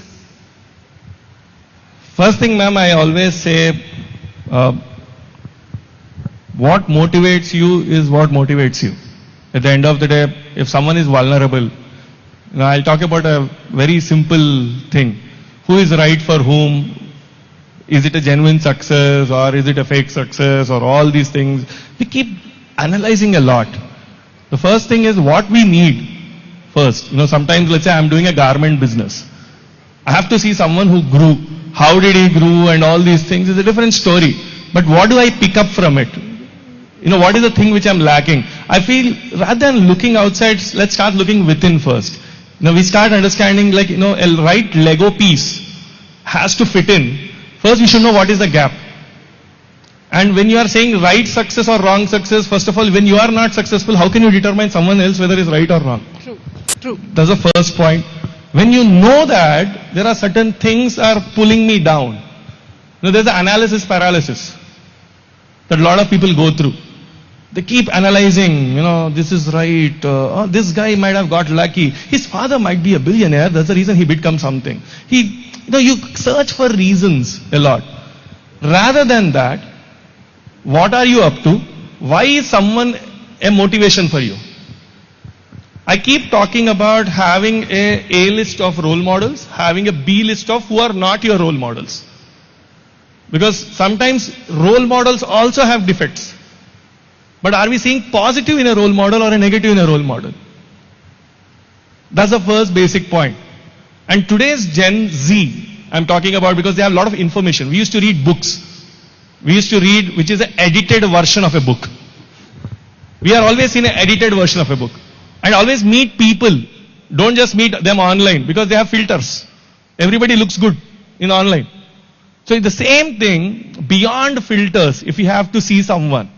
We never know. We never know the other side of the news.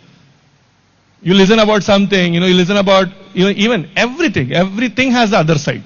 If you are worried more about the other side, we stop seeing the positive side of people. So even in a negative person, even a Ramayana is done, you see Ravana, you see Yash, you see someone is clapping and whistling at it. Because the point is they like Yash there.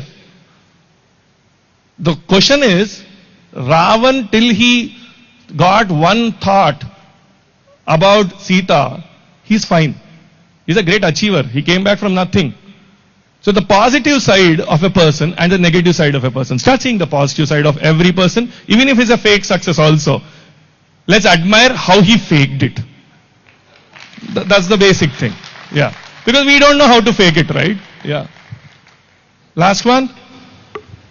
I'm just worried about time. Organizers, I'm leaving it to you. It's not my mistake. Yeah. Last. She's saying this. Last question? Yeah, hi sir. I'm Kavya. Okay, Kavya. Hi. Yeah, so I heard your conversation and I'm really happy about it. I was so excited listening to you, and because it was very much Gen Z friendly. You are excited before or after? After. Okay. Yeah. So to be noted. Yeah. Yeah, and my question is, so the session was about how to handle failures. And one more thing that I wanted to ask as a Gen Z is how to handle FOMO. How to handle failures, how to handle No, how to handle failures is what we talked about. Okay. Like, we got it. But how to handle FOMO? Who are you comparing to? No, generally. Like, we all have FOMOs, right? Of what? Let's give an example. Whether it is career, whether it is our relationships, like, getting settled down in life. Anytime did you run a race? Anytime you participate in a running race? In Me? school? Just curious. When I was in school, yeah, relay. When you are running, were you seeing the other person? No. No, I'm just asking. We see front. Front. That's what you should do. Don't see the other person, how they are running and stuff. Unnecessarily you'll slow down, right? Yeah, got it. Yeah. Whoever you are feeling a FOMO, unfollow them on social media. They are not happy. They want to tell world that they are happy. That's the reason they say, check in Singapore. They would not have gone also. Just for the sake of Singapore, they would have put it. Then every weekend looks glamorous on weekend, on Instagram, right? So see, first thing, on a serious note, one, fear of missing out, FOMO, YOLO, you only live once, and all these acronyms are created by some person like me. First stop thinking about those acronyms first. Number one. Number two, start thinking like whether they started the journey from where you started. Never compare an apple and orange, right? Someone started a journey from a 0.5 kilometers, someone started from 0.75, you started from 0, someone started from minus 0.5. So the journeys didn't start at one place. So how can you compare that they are, who is winning the race? No, you should always say, where are you starting the race? And where you are from the starting point and today. That delta, please measure it. You see someone and you say, wow, what a great meditation. From last 6 hours she is meditating. I am not able to meditate for 5 minutes also. She started 10 years back. You started 1 week back. How can you compare with them? So don't have a fear of missing out. Please understand where did you start your journey. Because a lot of startup people come to me. They say, sir, 1920, sir, I want to drop out, sir. You know, Zepto, sir, 20-year-old, sir. He started Zepto. Where am I, sir? I am not doing anything in my life. I feel so bad, sir, going to college. What does your dad do? Sir, he is working in a private company, sir. Zepto founder's father is a billionaire. It doesn't mean that, okay, only billionaires kids have to do, and you know, they'll say only billionaire kids have to do. No. But at least he has a cushion. He has a cushion, right? Your story is different. There's a hero's son's story is different. A conductor's son's story is different. Someone will become successful later. Your time will come. So don't have that FOMO. Yeah? So thank you everyone. And for all the people who got disappointed and stuff, that you didn't have a good wisdom session. My only advice to you is never take advice. Thank you. Yeah. Oh my God, that was insane aura forming by Charan sir. That was insane. Wonderful. So let's express our gratitude with a big round of applause to Charan sir again. Now we will be having felicitation by Vishwanath sir. Music please.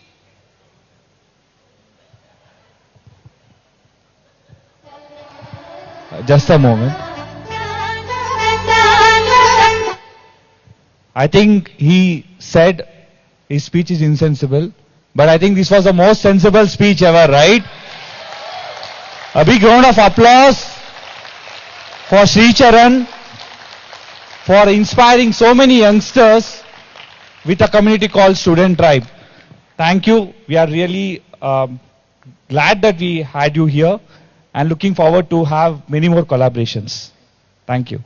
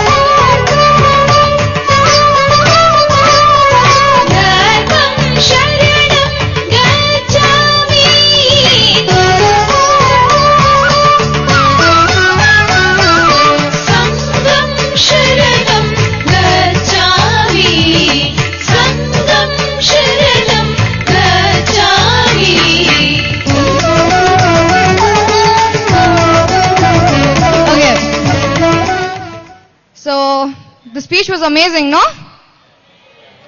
Guys, the speech was amazing. So now, after a really long day of learning, what are we expecting? Dance? Again? Well, yes. Let's invite our Paima team for the cultural events. So let's cheer them up with a big round of applause. We have our first team coming up. Okay, let's hype this up. You can scream now.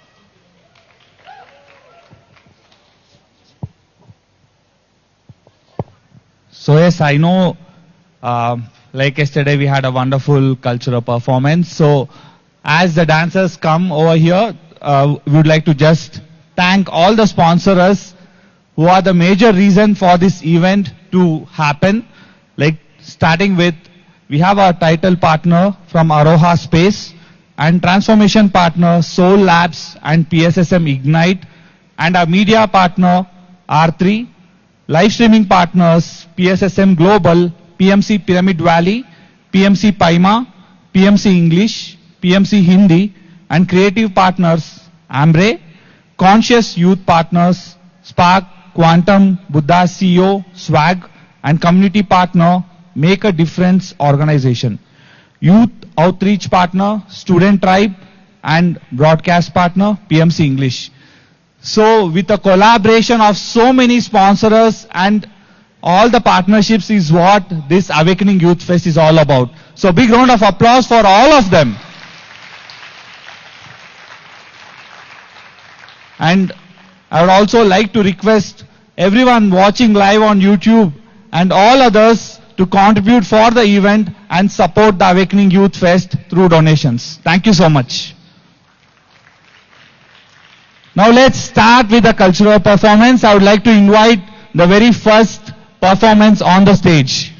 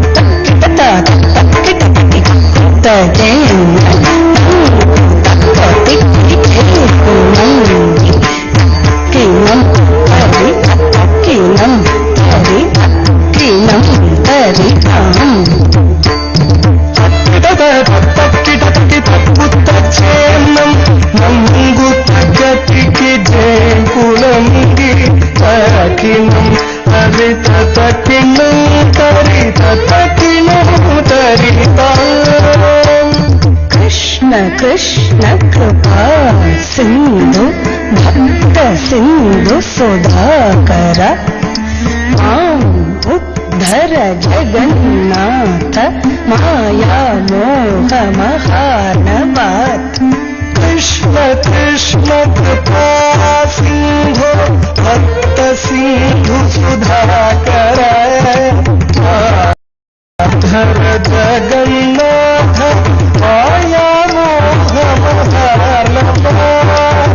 Krishna Krishna कृपा सिंधु भक्त सिंधु सुधाकर